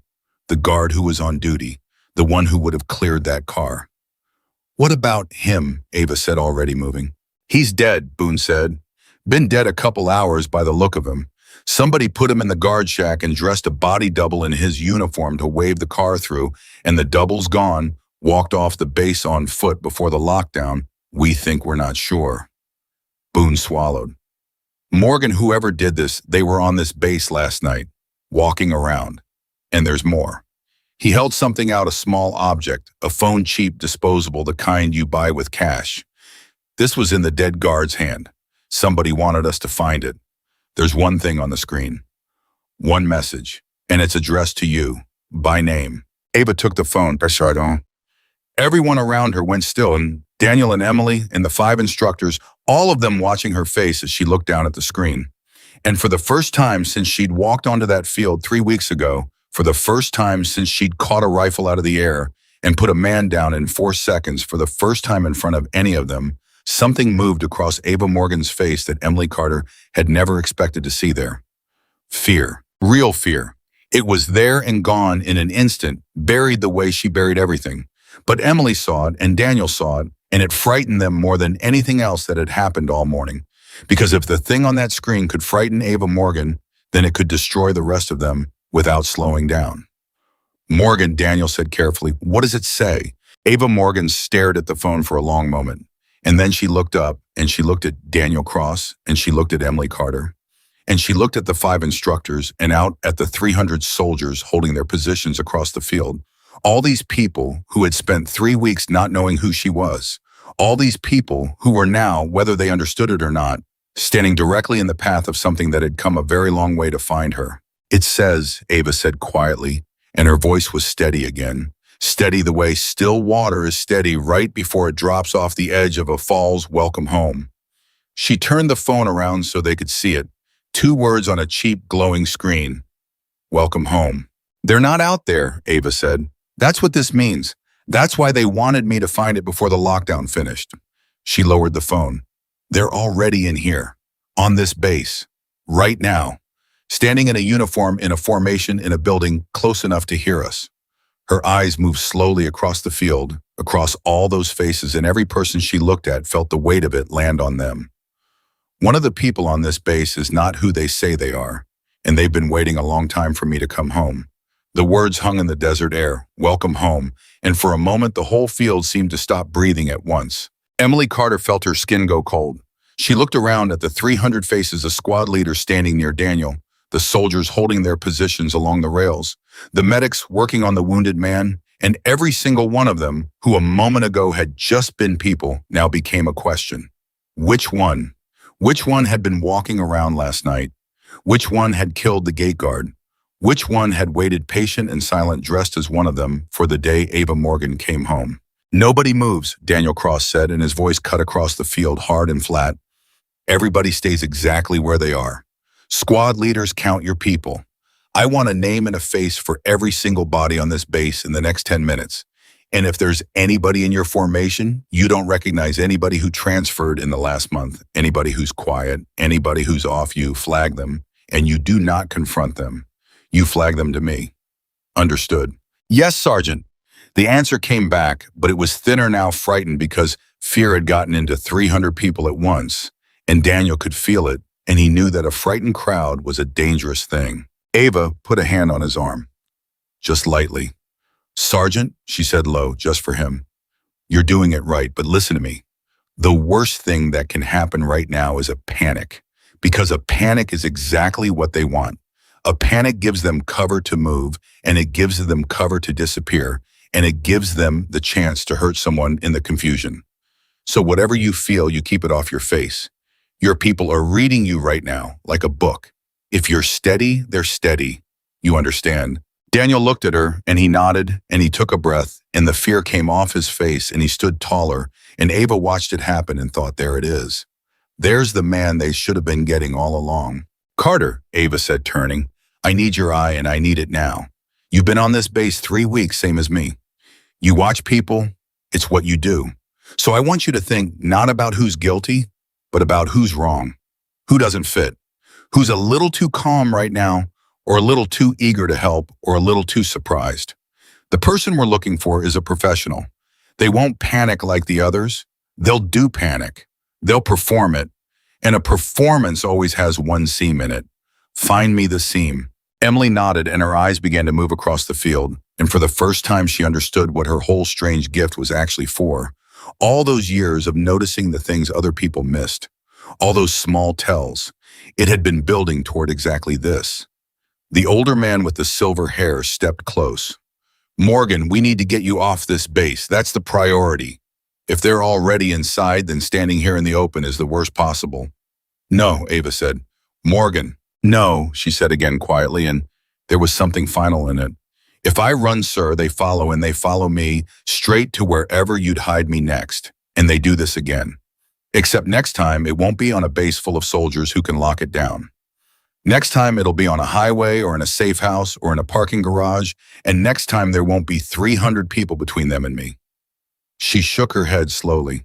I've been running for years. I've been nobody for years, and it brought them right to my doorstep anyway. So no, I'm not running anymore. They came here. They chose this ground. Fine. Then this is where it ends. This is where I stop being nobody. And something in the way she said it made the older man go quiet because he heard underneath the operational calm a thing he had not expected. He heard a woman who was tired. Not tired in her body, tired in the place a person keeps the will to keep hiding. She had run out of it. She had run out of it, standing in a Nevada desert dressed as a recruit, and she had decided right there that she would rather face the thing head on than spend one more day pretending to be less than she was. Boone, Ava said, the disposable phone, the one from the guard's hand. I want to know where it came from, and I want to know if it's still talking to anyone. Carter can help you, she'll know what to look for. But careful, if it's live, if it's transmitting, then the second we start pulling it apart, they know we found it, and they move up whatever timeline they're on. Boone took the phone and moved off with two of the instructors, and Emily hesitated, torn between the phone and the field, and Ava read it instantly. Stay on the field, Ava told her. The phone's a machine. Machines can wait. People can't. Find me the seam. Emily stayed. And while the base tightened around them, while squad leaders counted heads, and the perimeter locked down, and 300 frightened soldiers held their positions in the growing heat, Ava Morgan stood in the center of it all and did the thing she had spent her whole buried life learning to do. She waited. She watched. She let the situation come to her. It was Daniel who broke the silence quietly while they waited, because there was a thing eating at him, and he could not hold it anymore. Why'd you save my report, he said, back before all this, when you thought you were just here to observe me? You had every reason to bury me. I threw your rifle in the dirt in front of 300 people. I called you a mistake, and you stood there and told them all you were going to write, that I was worth fixing. He shook his head. I don't understand it. I've been trying to understand it for the last 20 minutes, and I can't. Ava was quiet for a moment, her eyes never leaving the field. Because cruelty and evil aren't the same thing, she said finally. I've known evil, Sergeant. Real evil. The kind that looks you in the eye and smiles while it does the worst thing you can imagine. You're not that. You were proud, and pride made you cruel. But underneath it, in the dark, when nobody was watching, you doubted yourself. Evil doesn't doubt. Evil is certain. That's what makes it evil. She glanced at him. I've spent my whole life learning to tell the difference between a bad man and a good man having a bad season. It's the most important skill I have. More important than the shooting. More important than any of it. Because the day you can't tell the difference anymore is the day you start pulling the trigger on people who could have been saved. She looked back at the field. You could have been saved. So I saved you. It's not complicated. Daniel Cross stood there and felt something come loose in his chest, something he'd been carrying tight and hard for 19 years, and he did not have words for it. So he said nothing, and Ava let him say nothing, because she understood that some things a man has to carry in silence for a while before he can set them down. There, Emily said suddenly. Quiet. Tight. There, Ava, I've found the seam. Ava did not turn her head. Don't look at them, she said, calm as ever. Tell me where. Clock position for me, and tell me why. You're 4 o'clock, Emily breathed. Back rank near the equipment shed. A soldier. I don't know his name. He transferred in maybe 2 weeks ago. Quiet, kept to himself. Everybody else on this field is scared, Ava. Everybody. You can see it the way they're standing, the way their eyes keep moving. They're all watching each other. They're all afraid. But him. Emily swallowed. He's not afraid. He's still. He's completely still. And he's not watching the other soldiers. He's watching you. He's been watching you this whole time.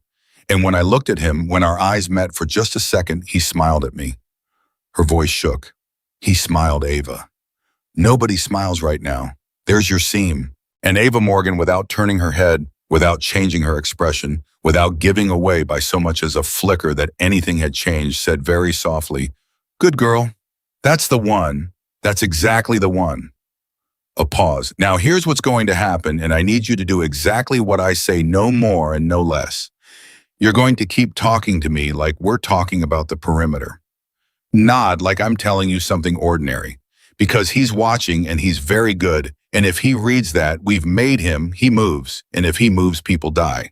Emily nodded, forcing her face to stay loose, her heart slamming against her ribs. Sergeant, Ava murmured, still not turning. In a moment, I'm going to need your instructors to do something, and it has to look like nothing. There's a man at my 4 o'clock back rank by the equipment shed transferred in 2 weeks ago. I want Kessler to walk a slow patrol along that rank, casual, checking his people, and I want him to end up between that man and the crowd. I don't want him to look at the man. I don't want him to slow down at the man. I just want him standing in the right place when the music stops. Can you get that to him without it showing? I can, Daniel said, and he turned and began to walk his own casual patrol, drifting toward Kessler, a sergeant checking on his people, nothing more, and he passed the word low and even, and Kessler received it without a flicker and began his own slow walk down the back rank. And all the while, Ava Morgan stood in the center of the field, seemingly at ease, seemingly waiting for the base to finish its lockdown, and the man by the equipment, she'd watched her, and she let him watch her. Because she had learned a long time ago that the most dangerous thing in the world is the person who lets you believe you're the hunter right up until the moment you find out you were the prey. He wants me to know he's here, Ava said quietly to herself as much as to Emily. The phone, the message. Welcome home. He could have done this silent. He could have waited for a clear shot and taken it. But he wanted me to know first. He wanted me afraid. She almost smiled. That's his mistake. That's always their mistake. The ones who just want the job done, they're the dangerous ones. The ones who want you to suffer first, who want you to know they always give you the one thing you need. She watched Kessler drift closer to his mark. Time. Ava, Emily said, and her voice was very small. What if he's not alone? What if the phone was right? What if there's more than one what if? Then we handle more than one, Ava said simply. But I don't think so. This wasn't a team operation. A team would have done it clean at the gate. This was one man sent to do it personal, sent to make it mean something. This is someone who has a reason to want it to be his hand, which tells me something about who's behind it. Something crossed her face, some old shadow. It tells me it's someone who knows me, someone from before. Kessler was in position now. He had ended his slow patrol, standing loose and easy between the quiet man and the open field, checking a soldier's gear, laughing at something the picture of an instructor doing his rounds, and the quiet man had let him do it, because to react to Kessler would have been to break his own cover, and so the trap had closed around him without a single hand being raised.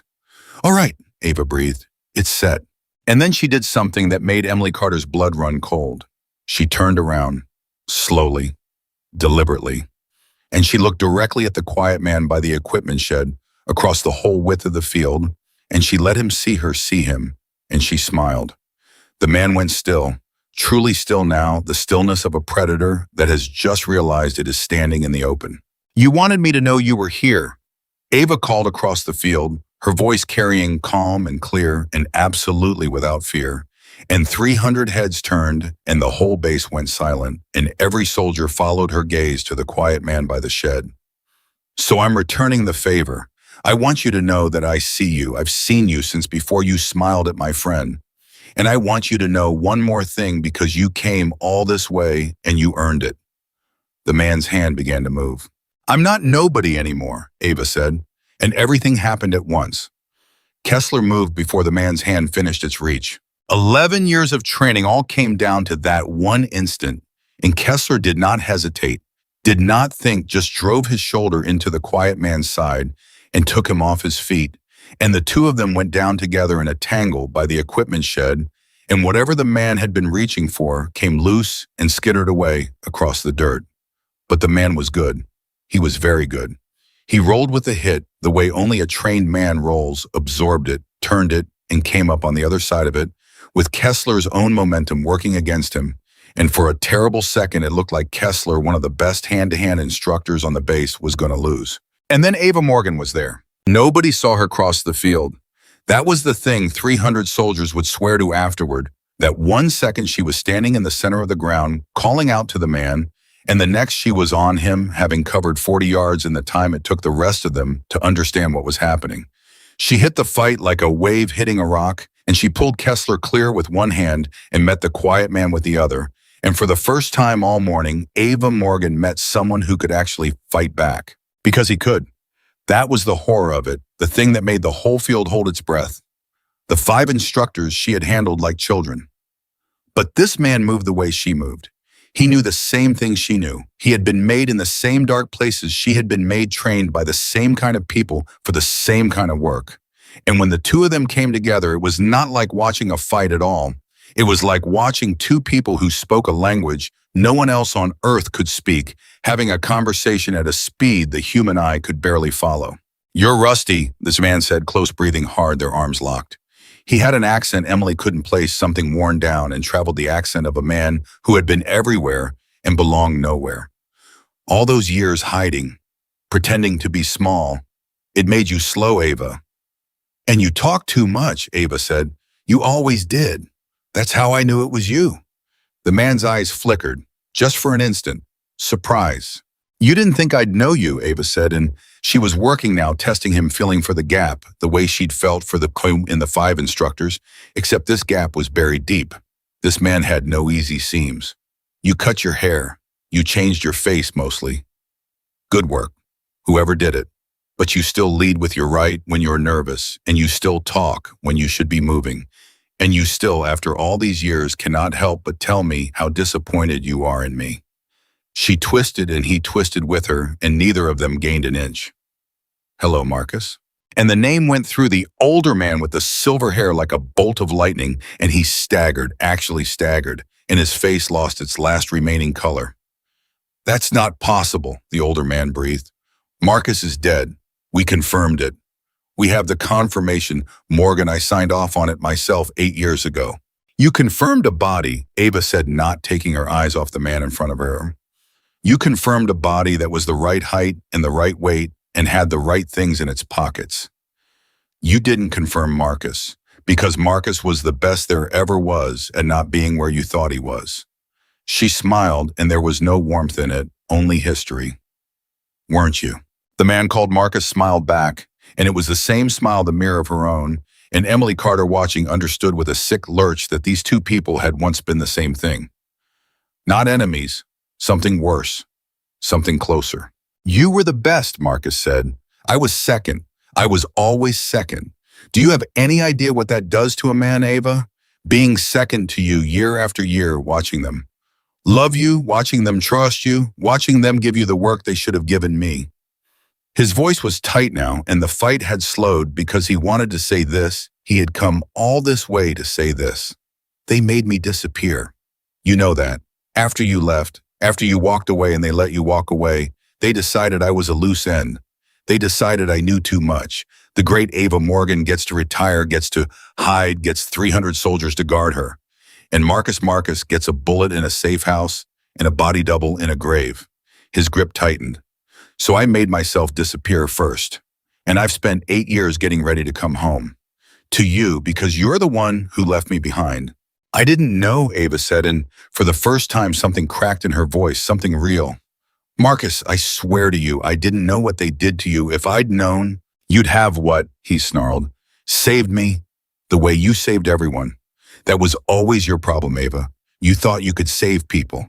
You thought there was a difference between the ones worth saving and the ones who had to die." His face twisted. "There's no difference. There was never any difference. We were killers, both of us.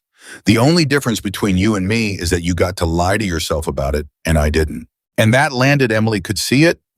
Could see it go into Ava like a blade, because it was the one thing, the exact one thing that a woman who had spent her whole life trying to tell the good men from the bad, trying to save the ones who could be saved, would not be able to defend against.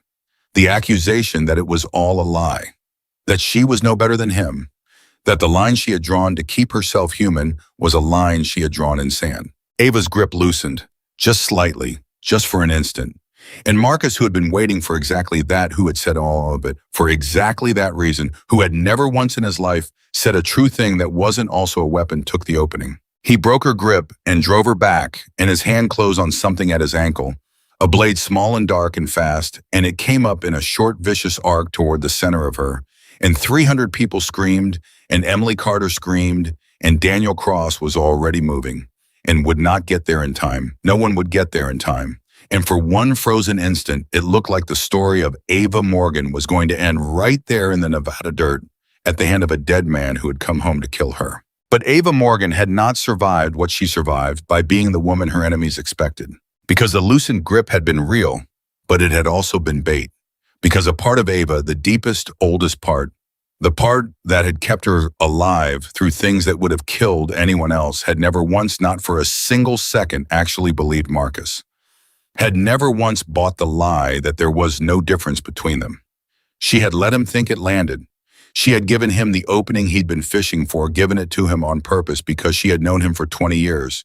And she had known that a man like Marcus could not resist a wound, and a man who goes for a wound stops thinking about defense. She took the blade on her forearm instead of her body turned into it, let it cut her so it couldn't kill her. And in the same motion, she had his wrist and his elbow and his balance. And the whole thing reversed in a heartbeat. And Marcus, the second best there ever was, went down onto his back in the dirt with his own knife turned back against him, and Ava Morgan's knee on his chest and her hand around his wrist holding the point a half-inch from his throat. The field went silent. Blood ran down Ava's forearm and dripped off her elbow into the dust, and she did not seem to notice it. She looked down at the man beneath her, the man she had once stood beside, the man the country had thrown away, and Emily Carter watched her face and saw not triumph, not anger, but something that broke her heart. Grief. Pure grief. Because Ava Morgan had won, and winning meant her knee on the chest of a man she had once trusted her life to a man who had been made into a monster by the same machine that had almost made a monster out of her. "I'm not going to kill you, Marcus," Ava said quietly. "Then you're a fool." He spat blood on his teeth. "Because I'll come back. I'll always come back. You can't guard against me forever. One day you'll blink, and I'll be there, and I'll finish it." "No," Ava said, "you won't." And she took the knife from his hand, and she rose up off him slowly, and she stepped back, and she did not let anyone else move in. "Because I'm going to do the thing nobody did for you, Marcus. I'm going to give you the truth." She looked down at him. "You're right that they threw you away. You're right that it was unforgivable. You're right that I got to walk away, and you didn't, and that isn't fair, and I will carry that for the rest of my life. But you're wrong about the rest. You're wrong that there's no difference. Because I'm standing here, and you're on the ground, and it isn't because I'm better than you. It's because somewhere along the way you decided that what they did to you gave you the right to become them. And I decided it didn't." Her voice was steady, and it carried across the whole silent field. "That's the difference, Marcus. It was always the difference, not what's done to us, what we do after." And Marcus stared up at her, and something in his face, some hard 8-year-old thing, cracked just slightly. And Emily Carter, watching, thought she saw for one instant the man he might have been if the world had been kinder to him. "Secure him," Ava said, and she turned away, and she let the instructors take him, and she did not look back because there are some things a person cannot watch and keep walking. The older man with the silver hairs came to her, and he was shaking, and he took her wounded arm without asking, and pressed his own handkerchief against the cut, hard, and his voice when he spoke was not the voice of an official anymore. It was the voice of a man who had just watched a ghost come out of his own past. "I signed the paper," he said, 8 years ago, the one that made him a loose end. Morgan, I signed it. I didn't know I thought it was just a relocation, I thought." He stopped. "I did that. I made that man. Everything that happened here today, I made it when I signed a piece of paper I didn't read carefully enough 8 years ago." And Ava Morgan looked at the man who had almost gotten all of them killed, the man whose signature had created the monster, and Emily waited to see what she would do. And what she did was the thing that told Emily finally and completely who Ava Morgan really was. She put her good hand on the old man's shoulder. "Then you know something now that you didn't know an hour ago," Ava said gently. "You know what your signature can do. Most men who sit where you sit never learn it. They sign the papers, and they never see the faces, and they die thinking their hands are clean." She held his eyes. "Your hands aren't clean. Neither are mine. But we're still here, and we still get to choose what we do next. So the question isn't whether you made him. You did. The question is what you do with the man who knows that now." The older man stared at her, and slowly he straightened up. And Emily watched 20 years fall off him, and something like resolve come into his face. And she understood that Ava Morgan had just done to him the same thing she'd done to Daniel Cross, the same thing she did to everyone, the same thing that had apparently once been done to her. She had refused to throw him away. She had handed a drowning man a rope. It was Emily who finally asked the question that had been building in her all morning, the question underneath all the other questions. "The person who did it for you," Emily said quietly, coming to Ava's side as the medics arrived, and the base slowly, carefully began to breathe again. The one who saw the doubt in you instead of the arrogance. The one who gave you a chance to be better instead of throwing you away. You said a long time ago, somebody did it for you. She looked at the older man, at Marcus, being led away at the whole terrible web of it. Who was it, Ava? Who saved you? And Ava Morgan was quiet for a long moment. She looked down at the old rifle still lying where it had fallen after she'd taken the man down, and she bent and picked it up with her good hand, and she held it, and something moved across her face that Emily had never seen there, something soft and terribly sad and full of love. It was a woman named Grace, Ava said. She trained me back at the beginning before I was anything, and I was exactly what Marcus is now, angry, certain, ready to become the thing they were making me. I decided the world was cruel, and that gave me the right to be cruel back. She turned the rifle over in her hands, and Grace saw it. She saw the whole thing, saw exactly where I was headed. And instead of writing me off, instead of flagging me as a loose end, she took me aside one night and she said the thing to me that I said to your sergeant this morning. She said a person who can still doubt themselves can still be saved. And she said the difference between us and them isn't what we're capable of. It's what we choose. And she made me choose every day for years. She made me choose to stay human when everything I was being trained for was pulling the other way. What happened to her? Emily asked. She died, Ava said simply, on a job that went wrong, a job I wasn't on because she'd sent me somewhere safe because that was the kind of thing that she did. She lifted the rifle slightly. This was hers. She gave it to me the week before she died. She said, keep it clean and remember what it's for. And I've kept it clean every night for 11 years because as long as I keep it clean, some part of her is still here, still telling me who to be. Her eyes were wet now, and she didn't hide it, didn't bury it, let Emily see it. Everything I did today, sparing Marcus, saving your sergeant's report, giving that old man a way to live with what he did, that wasn't me, Carter. That was Grace. I'm just the thing she made. I've spent 11 years trying to be worth what she saw in me. And I don't know if I ever will be, but I keep the rifle clean, and I keep choosing, and that's all any of us can do. And Emily Carter stood there in the Nevada desert holding nothing, now having handed the rifle back long ago, and she understood that she had witnessed something she would spend the rest of her life trying to describe and never quite manage.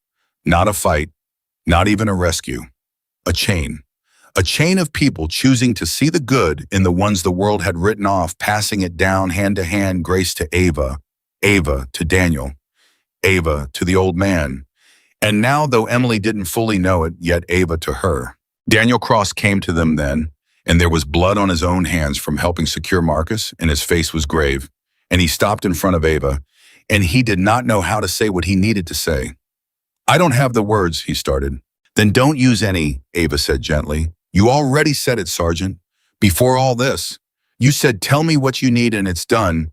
And then you did it, every bit of it. No ego, no excuses, just the work. That was the apology. That was the only one that mattered. She looked at him. You want to make up for the 3 weeks? Here's how. That intel specialist standing next to me has the best eye I've seen in 20 years. She found a professional killer in a crowd of 300 people by watching how he stood. Don't let this base grind that out of her. Don't let anyone teach her to stop noticing. Protect it. Grow it. Because people like her are rarer than people like me and worth more. Daniel looked at Emily Carter and Emily flushed and Daniel nodded slowly. Consider it done, he said. And then the questions started to arrive because a thing like this does not happen on a military base without the machinery of the world grinding into motion. And vehicles came, real ones this time, and people in uniforms and suits, and the older man with the silver hair squared his shoulders and went to meet them. A man walking toward a reckoning he had chosen to face instead of run from, and Marcus was taken away in a vehicle that would carry him somewhere none of them would ever know the name of, and the base that had been locked down began slowly to open back up. But in the middle of it all, in the eye of the storm, Ava Morgan stood quiet, holding a dead woman's rifle in a blood-streaked hand, and for the first time in 8 years, in 11 years, in longer than she could easily remember, she was not hiding. 300 people knew her name now.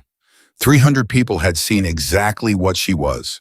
The thing she had feared most, the exposure, the attention, the end of being nobody had happened, and the world had not ended. She was still standing, And Marcus, the last ghost, the final loose end from the old life, was gone. What happens to you now? Emily asked quietly. Now that they know, now that you can't be nobody anymore. And Ava Morgan looked out across the field, across the 300 faces, across the desert stretching away toward the mountains, and something settled in her that had not been settled in a very long time. I don't know, she said, and then softer, almost surprised. But you know what, Carter? For the first time in years, I'm not afraid to find out. The medic reached her then and took her arm, and Ava let him, and while he cleaned the cut and pulled it closed, she stood very still, and Emily watched her eyes keep moving across the field, working, always working, because a woman does not spend 20 years the way Ava Morgan spent hers, and then simply turn it off. It's not over, Ava said quietly, and Emily's stomach tightened because she had learned in one morning to trust that flat working tone above almost anything. What do you mean? Emily said. You got him. Marcus is in a vehicle. The base is secure. The gate's been... Marcus told me something and it's bothering me, Ava said. She was watching the vehicles by the gate now, the real ones, the officials arriving, the machinery of the world. He said he spent 8 years getting ready. 8 years. A man doesn't spend 8 years planning a thing he does alone. And he said, welcome home, Carter. Home. Not I found you. Not it's over. Welcome home. Her eyes narrowed. He knew this base mattered. He knew it before he came. And there's only one way a dead man learns, that a woman he hasn't seen in 8 years is being kept quietly as a recruit on a training base in the middle of nowhere. Emily went cold. Someone told him. Someone told him, Ava agreed. Someone on the inside, the same someone who leaked today's date. The same someone who got a false credential clean through a gate. Marcus was good at Carter, the best I ever knew after myself, but he was a knife. He was never the hand that threw it. Somebody pointed him. Somebody has been pointing him for 8 years, feeding him, keeping him ready, aiming him. She turned and looked at the older man with the silver hair who was standing by the gate, now speaking to the newly arrived officials, and something in her face changed. And that somebody is still out there, still watching, probably watching right now. The medic finished with her arm and Ava flexed it, testing, and it held, and she turned fully toward Emily and lowered her voice. I need you to do something, and I need you to do it without anyone seeing you do it, she said. The disposable phone Boone took. I want to know the last number it talked to before today. Not the message to me, the messages before that. Marcus didn't operate on his own. He got that phone from somewhere. He got his instructions from somewhere. And whoever's on the other end of it doesn't know yet that we have it. Which means for a few minutes, maybe less, we know something they don't. And in my line of work, Carter, that's the only kind of advantage that's ever mattered. Emily nodded and moved quick and quiet toward the equipment shed, where Boone had taken the phone. And Ava watched her go, and then she walked unhurried toward the gate toward the older man, and Daniel Cross fell into step beside her without being asked. You think there's another one, Daniel said. Another Marcus. I think there's something worse than another Marcus, Ava said. I think there's the person who made Marcus into what he became. Marcus was a wound that someone spent 8 years turning into a weapon. And a person who can do that, who can take a broken man and aim him and keep him aimed for 8 years, that person is patient and that person is smart. And that person is not going to be standing on this field where I can see them. They're going to be somewhere safe watching this go wrong and deciding what to do next. She glanced at Daniel, which is why I need you to do one more thing for me, and you're not going to like it. Name it. When the officials over there ask you what happened, you tell them everything except one thing. You don't tell them about the phone. You don't tell them Carter's working it. You tell them the threat is neutralized, Marcus is in custody, the base is secure. She held his eyes. Because I don't know which of those people at that gate I can trust. Someone leaked today's date, and this base is named to a dead man's sergeant, and information like that doesn't come from a recruit. It comes from high up. It comes from the kind of person who arrives in a government vehicle after the shooting stops looking concerned. She let that sit. So we keep the phone quiet, we keep Carter quiet, and we find out who's on the other end of it before they find out we're looking. Daniel Cross was quiet for a long moment, and Emily, had she been there, would have seen the exact instant that the last of the old Daniel died and the new one finished taking his place, because the man who had thrown a rifle in the dirt 3 weeks ago would never have been trusted with something like this. And the man standing here now understood fully that he was being handed a thing far above his pay grade, because the woman beside him had decided he was worth trusting. Understood, Daniel said. And then quieter, how do you do it? How do you stand here an hour after a man you used to trust tried to put a knife in you and think 3 moves ahead about the person who sent him? How is your mind even working? Because if it stops working, I die, Ava said simply. And more than that now, if it stops working, other people die. That's the thing they never tell you about this life, Sergeant. And you think the hard part is the fighting. The fighting's easy. The hard part is that you never get to put it down.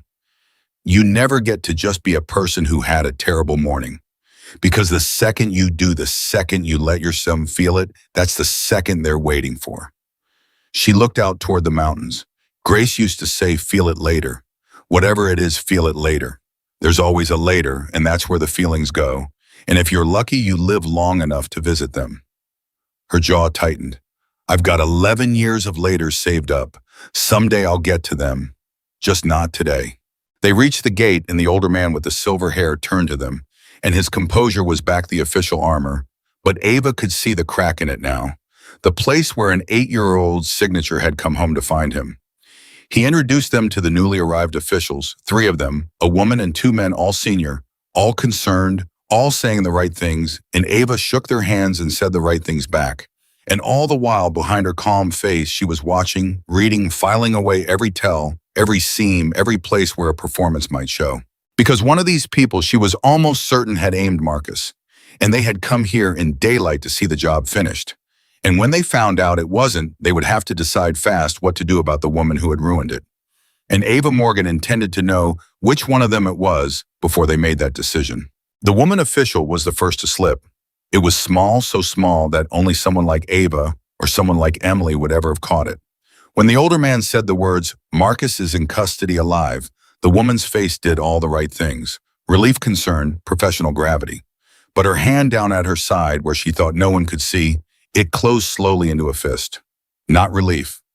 Relief opens a hand. This was the other thing. This was a person hearing that a loose end had not been tied off and controlling with everything she had the urge to react to it. Ava saw the fist, and she did not change her expression by so much as a flicker. She kept smiling. She kept shaking hands. She said warmly, it's a relief to have people here who understand what this means. It's been a long morning. And she watched the woman smile back, and she thought, there you are. Hello, I've been waiting to meet you for 8 years. Emily found her a few minutes later at the edge of the group and pressed close and murmured so low that only Ava could hear, I got it. The last number the phone talked to before today. 3 calls in the last week, all to the same number, all under a minute. And Ava, the number I ran it against the base logs, against the visitor manifests, everything I could reach in 5 minutes. Emily's voice shook. It's a secure government line, high clearance, the kind of line that gets assigned to someone senior, Ava finished quietly, someone who arrives in a government vehicle after the shooting stops. Emily's eyes went wide and they flicked involuntarily toward the cluster of officials, toward the woman with the composed face, and Ava caught the flick and put her hand on Emily's arm, gently stilling her. Don't look, Ava breathed. You've got the eye, Carter, but you've still got the tells of someone learning to hide it. Don't look at her. Her look at me. Good. Now listen, you're going to walk away from this group casual, like you've been dismissed, and you're going to find Boone, and you're going to tell him to move the phone. Right now, off the base if he can, into a locker, if he can't, somewhere with a lock and a witness. Because in about 90 seconds, that woman is going to realize this didn't go the way she planned, and the first thing she's going to want is that phone and every scrap of evidence connected to it to disappear. Go. Emily went, and Ava Morgan turned back to the group of officials, and she stepped easily, casually into a position between the woman with the composed face and the gate, the same way she'd had Kessler step between the quiet man and the crowd, closing a door so gently that the person being closed in wouldn't feel it until it was already shut. And she smiled, and she made conversation, and she watched the woman's eyes begin to move, to calculate, to understand that something on this field had shifted, and she did not yet know what. You've come a long way, Ava said to her pleasantly. I hope the drive out wasn't too hard. This base is so far from anything. You'd almost think someone chose it on purpose. Somewhere quiet. Somewhere a person could be kept or hidden or watched without anyone important ever noticing. She held the woman's eyes and she let just a little of the real Ava show through the pleasant mask, just a little, just enough. It's funny the things that hide in plain sight. A recruit who isn't a recruit. A dead man who isn't dead. A senior official who flies out to a training base the very morning a ghost comes home to kill someone. She tilted her head. You must be exhausted. 8 years is a long time to keep a knife sharp. The woman's composed face did not move, but her eyes did. Her eyes gave her away completely, one flash of something cold and calculating and caught, and Ava saw it, and the woman saw that Ava saw it, and in that silent instant, the two of them understood each other perfectly, and no one else on that field had any idea that a second quieter, far more dangerous battle had just been fought and won. I don't know what you're implying, the woman said smoothly. I'm not implying anything, Ava said just as smoothly. I'm telling you that the disposable phone Marcus was carrying is in a locked room with 3 witnesses, and that it has your number on it 3 times this week, and that a very sharp young intelligence specialist has already documented all of it, and that in about 10 minutes, the people you flew out here with are going to start asking why. She smiled warm and terrible. You made one mistake coming here. You wanted to watch. You couldn't help it. 8 years of work, and you had to see it finished with your own eyes. I understand the feeling. I really do. Her voice dropped.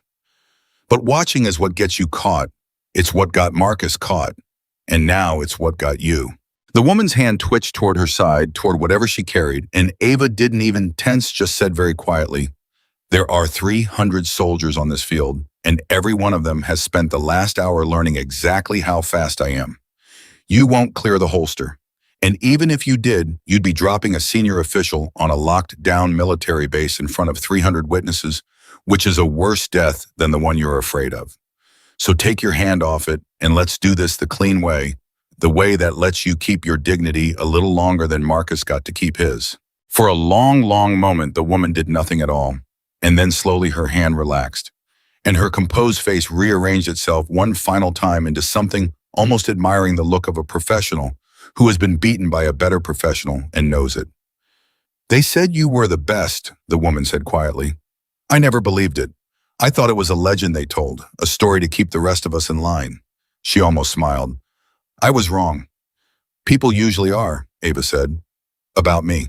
And she raised her voice then just slightly, and she said pleasantly to the older man with the silver hair, Sir, I think you should have your people take a look at this woman's communications from the last week. I think you'll find some numbers on there that answer a question you've been asking all morning. The question of who made Marcus. The question of who's been aiming him for 8 years. She kept her eyes on the woman. The leak wasn't a recruit, sir. It was never going to be a recruit. It was someone senior enough to know today's date and this base's name. It was someone who flew out here to watch me die. The older man went very still, and then he turned slowly to the woman beside him, a woman he had clearly known and trusted for years, and his face did a terrible thing. The thing a man's face does when he realizes that the enemy was standing next to him the whole time. And he said in a voice gone hollow, Diane, tell me she's wrong. And the woman named Diane looked at him, and she did not tell him Ava was wrong, and her silence was the loudest confession Emily Carter had ever heard. The officials moved on her then, and it was quiet and it was fast, and it was almost anticlimactic after everything a senior official taken into custody on a training base, while 300 soldiers watched and understood only a fraction of what they were seeing.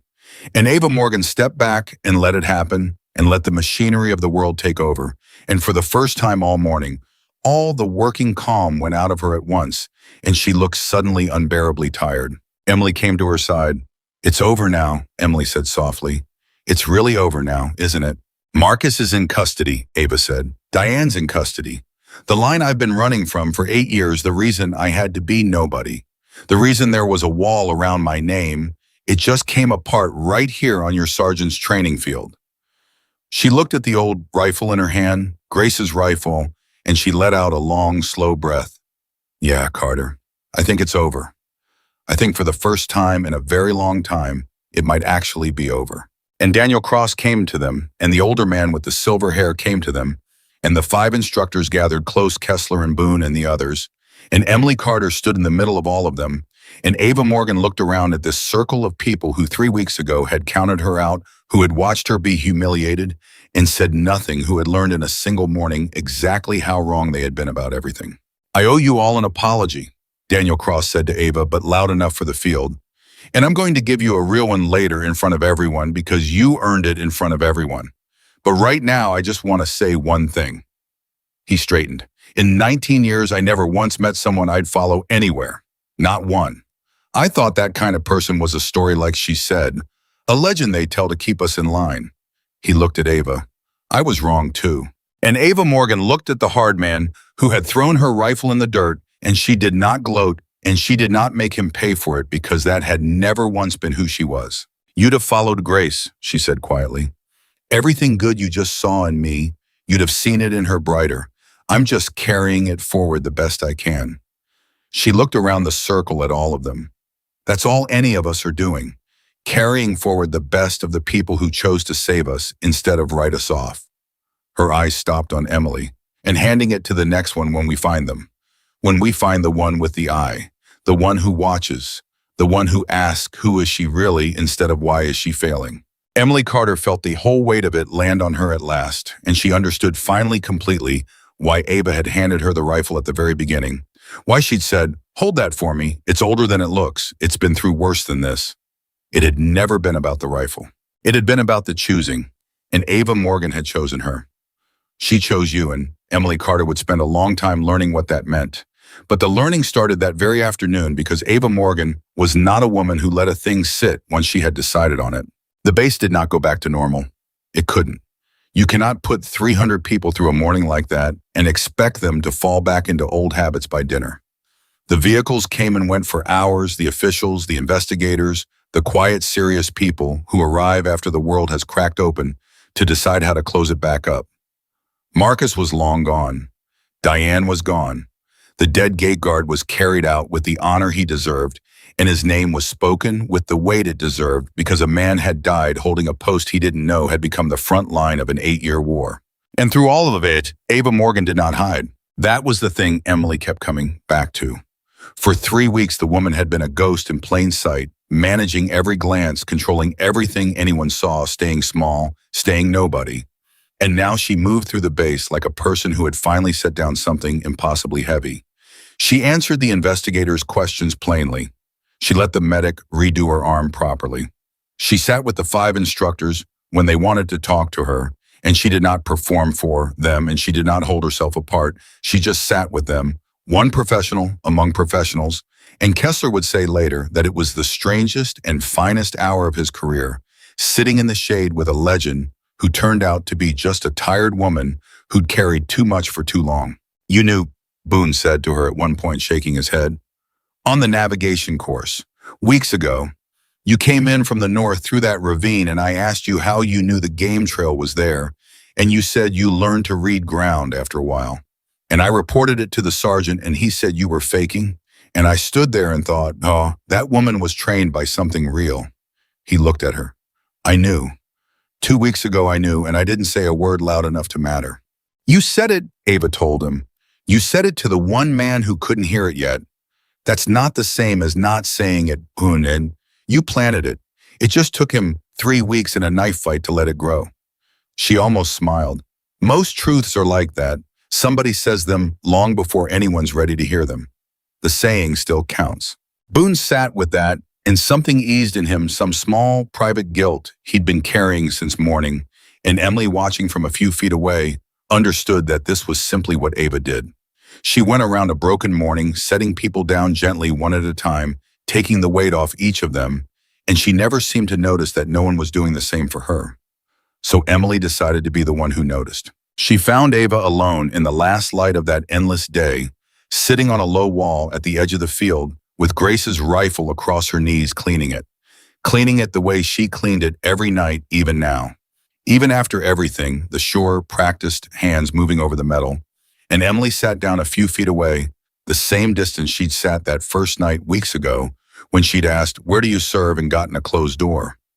For a while, neither of them said anything. "You told me some doors, once you open them, you can't close again," Emily finally said. "The first night I sat here, I asked where you served, And you told me not to ask, and you said some doors you can't close. She looked at the rifle. You opened all of them today, in front of 300 people. Every door you spent years keeping shut. I did, Ava said. Are you sorry? Ava's hands kept moving. She thought about it, really thought about it the way she seemed to think about everything, and when she answered honestly because Emily had earned honesty. I spent 11 years believing that the closed doors were what kept me alive, Ava said. And they did. For a while they did. Being nobody kept me breathing. But somewhere in there, Carter, it stopped being about staying alive and started being about staying hidden, and those aren't the same thing. A person can be alive and still not be living. A person can breathe for years behind a closed door and call it survival when it's really just a slower kind of dying. She set down the cloth. So no, I'm not sorry.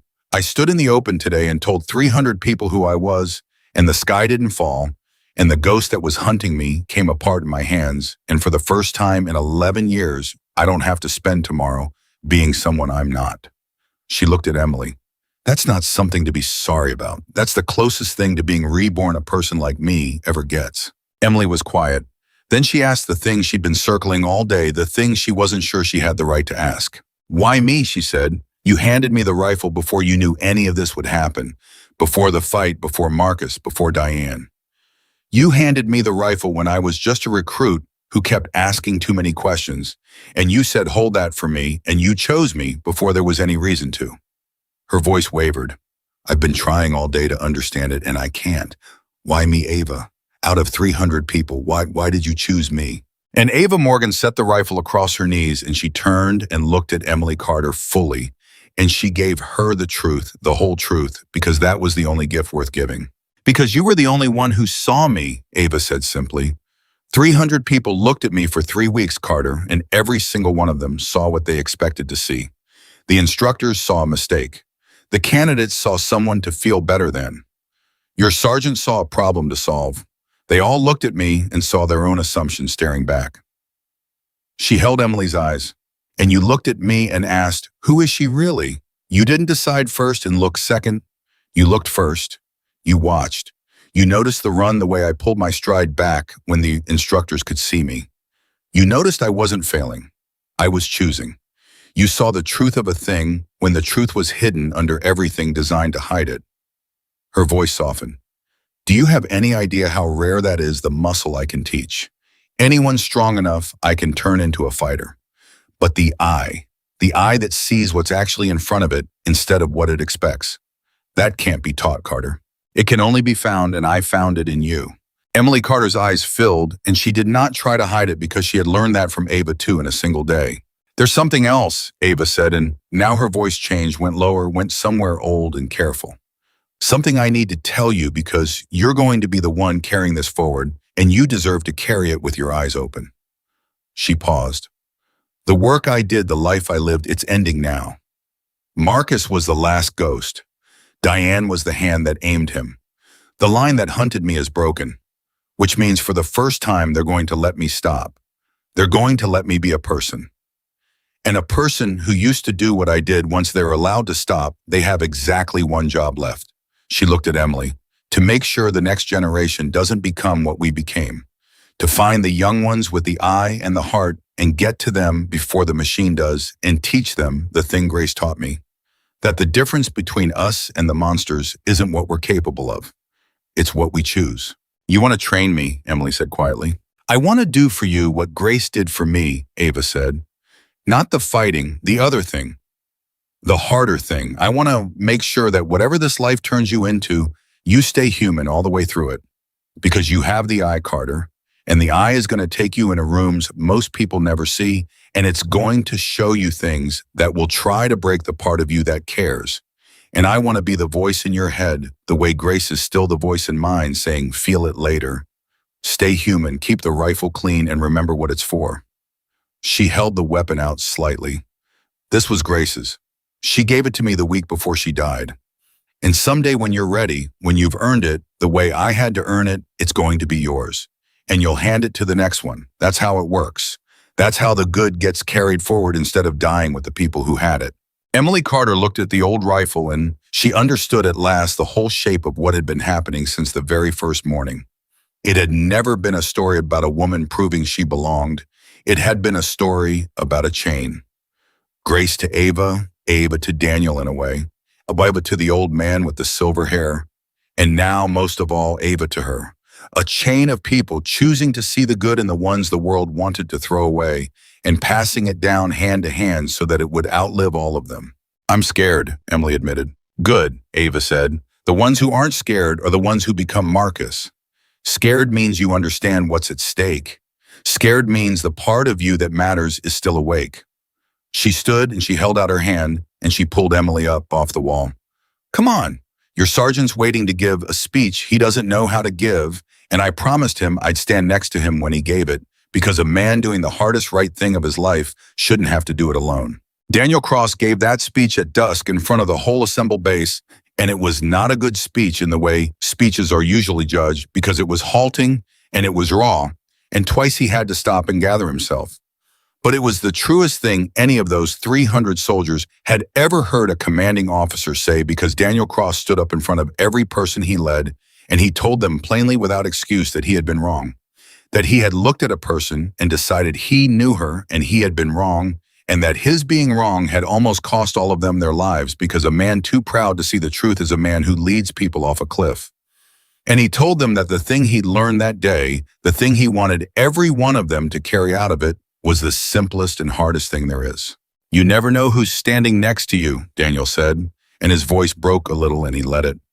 You never know what they've carried. You never know what they are capable of. The quiet one, the one without the medals, the one who doesn't make herself the story. That one might be the most dangerous person you'll ever meet, and the bravest, and the one who saves your life, and you will never know it unless you do the one thing I failed to do for 3 weeks. He looked out at them. You actually look before you decide. You give people the chance to be more than you assumed they were. Because the day you stop doing that is the day you become a man who throws a good soldier's rifle in the dirt in front of 300 people, and I will regret that until the day I die. And when he finished, there was a silence, and then slowly the base came to attention, all 300 of them, and they saluted, and Daniel Cross turned and saluted Ava Morgan, the same way he had that morning. Except this time it wasn't an apology. This time it was something cleaner, and Ava returned it, and the whole field held that moment, and no one who was there ever forgot it. Later, when the formalities were done, the older man with the silver hair found Ava one last time at the edge of the field, alone again with a rifle. They're going to want to debrief you for weeks, he said. Diane's network, Marcus's 8 years. There are threads to pull that go higher than either of us wants to think about. He hesitated. And after that, after it's all pulled apart, they've asked me what to do with you, where you go, what happens to Ava Morgan now that she's not a secret anymore. And what did you tell them? Ava asked. The old man was quiet for a moment, and then he said, I told them the truth. I told them I signed a paper 8 years ago that made a monster, and that I did it because I was a man who moved people around like pieces without ever seeing their faces. And I told them that this morning a woman I nearly got killed stood over me and refused to throw me away, and instead handed me a rope and asked me what I was going to do with the man who finally understood what his signature could do. His voice was steady now. So here's what I'm going to do. I'm going to spend whatever years I have left making sure people like you get to stop, get to rest, get to become people again. And I'm going to let you do the thing you clearly want to do, which is take that young intelligence specialist under your wing and teach her to stay human. He looked at Ava. I'm giving you the training program, Morgan, not this one, a new one, a quiet one, for the ones with the eye, the ones worth saving before the machine gets them, if you want it. And Ava Morgan looked out across the field, across the base where she had spent 3 weeks being nobody, where she had finally set down the weight of being nobody, and she thought about Grace, and she thought about the chain, and she thought about the young woman with the eye who was waiting for her back by the barracks, and she said, I want it. I thought you might, the old man said, and he almost smiled, and then he said the thing that closed the last door of the old life and opened the door of the new one. Welcome home, Morgan, for real this time. And this time the words didn't frighten her at all. Weeks passed and then months, and the world did what the world does, which is move on. And the story of what happened at Fort Redstone became one of those stories that gets told in low voices, that people half believe, that grows and shrinks in the telling. But the people who were there never told it wrong, because the people who were there had been changed by it, and you do not exaggerate the thing that changed you. You just try to be worthy of it. Daniel Cross changed the way he ran his program. He never rode a quiet recruit again without first asking himself the question Ava had planted in him. Who is this person really? What have they carried? What am I missing because I already decided? He became, in the years that followed, the finest instructor Fort Redstone ever had, and the ones who trained under him came out different, came out looking before they judged, and none of them ever knew that the reason was a woman with a plain backpack and an old rifle who had once handed their sergeant back his own soul in front of 300 people. The 5 instructors carried it too. Kessler, most of all, who had felt the ground rush up at him in under a second on that first exchange, and who understood, in a way, words could never capture exactly how badly they'd all misjudged her. He told the story sometimes to the young ones, and he always ended it the same way. He always said, the day you think you've got someone figured out is the day you're about to be proven a fool. Look longer. Look harder. The quiet one is always deeper than you think. And Emily Carter. Emily Carter went with Ava Morgan. It took time. There were debriefs and clearances and 1,000 pieces of the old world to pull apart. But when it was done, when the last thread of Diane's network had been followed to its end, and the last ghost of Marcus's 8 years had been laid to rest, Emily Carter left the ordinary path she had been on and stepped onto the quiet one, the one Ava built, the one for the ones with the eye. And Ava trained her the way Grace had trained Ava. And it was hard. Harder than anything Emily had ever done, but it was never cruel, not once, because the whole point, the entire point, was that it was never cruel.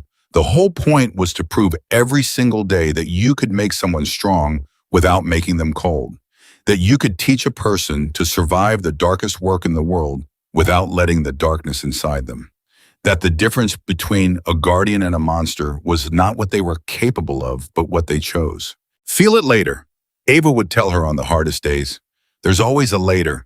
That's where the feelings go, and if you're lucky, you live long enough to visit them. When's your later? Emily asked her once. You've got 11 years of them saved up. You told me that back at the beginning. When do you get to visit yours? And Ava Morgan was quiet for a long time.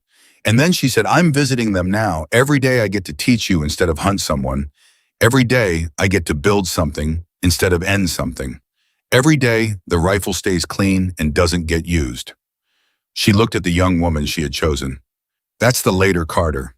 This is it. I'm living in the later I saved up for 11 years, and it turns out it was worth every single day of waiting. There came a day years on when Ava Morgan judged that Emily Carter was ready. Not ready to fight, she'd been ready for that a long time. Ready for the other thing, the harder thing, ready to be the voice in someone else's head someday. Ready to find the next young one with the eye and get to them before the machine did. Ready to carry it forward. And on that day, Ava took the old rifle, Grace's rifle, the rifle she had cleaned every single night for so many years that the cleaning had become a kind of prayer, and she held it for a long moment, and she said goodbye to it, the way you say goodbye to a piece of someone you loved. And then she held it out to Emily Carter. It's older than it looks. Ava said the same words, the exact same words she'd said on that first morning when she'd handed it over before the whistle blew. And it's been through worse than anything you'll put it through. Keep it clean, and remember what it's for. Emily Carter took the rifle, and her hands were steady, and her eyes were clear, and she understood fully and completely what she was being handed, and it was not a weapon at all. It never had been. It was a promise passed from Grace to Ava, and now from Ava to her, a promise that stretched back further than any of them, and would stretch forward further than any of them would live to see. The promise to stay human, the promise to see people before you judge them, the promise to hand a rope to the ones the world wanted to throw away, the promise to carry the good forward hand to hand so that it would outlast every monster the world could make. I'll keep it clean, Emily said. I promise. I know you will, Ava said. That's why I chose you. And so the woman nobody believed in, the recruit, they mocked the quiet one. They underestimated the one whose file was so buried that a friend 3 time zones away said she'd never seen a wall like it. That woman lived out her years, not as a legend, not as a ghost, not as a secret. The country wanted dead, but as a teacher, as the keeper of a promise, as one link in a chain that ran from Grace to Ava to Emily, and onward past all of them into people not yet born who would someday be found and chosen and saved and taught the one thing that matters. Because in the end, that was the truth that 300 soldiers witnessed at Fort Redstone, the truth they would carry for the rest of their lives, the truth that outlived the fight and the ghost and the whole buried war. The truth Daniel Cross learned the day he threw a rifle in the dirt and asked a small woman what she was without her weapon. The weapon was never what made her dangerous. The rifle was never her strength. Her strength was the discipline, the patience, the courage, and above all, the choice made new every single day to stay human in a world that would have made her a monster.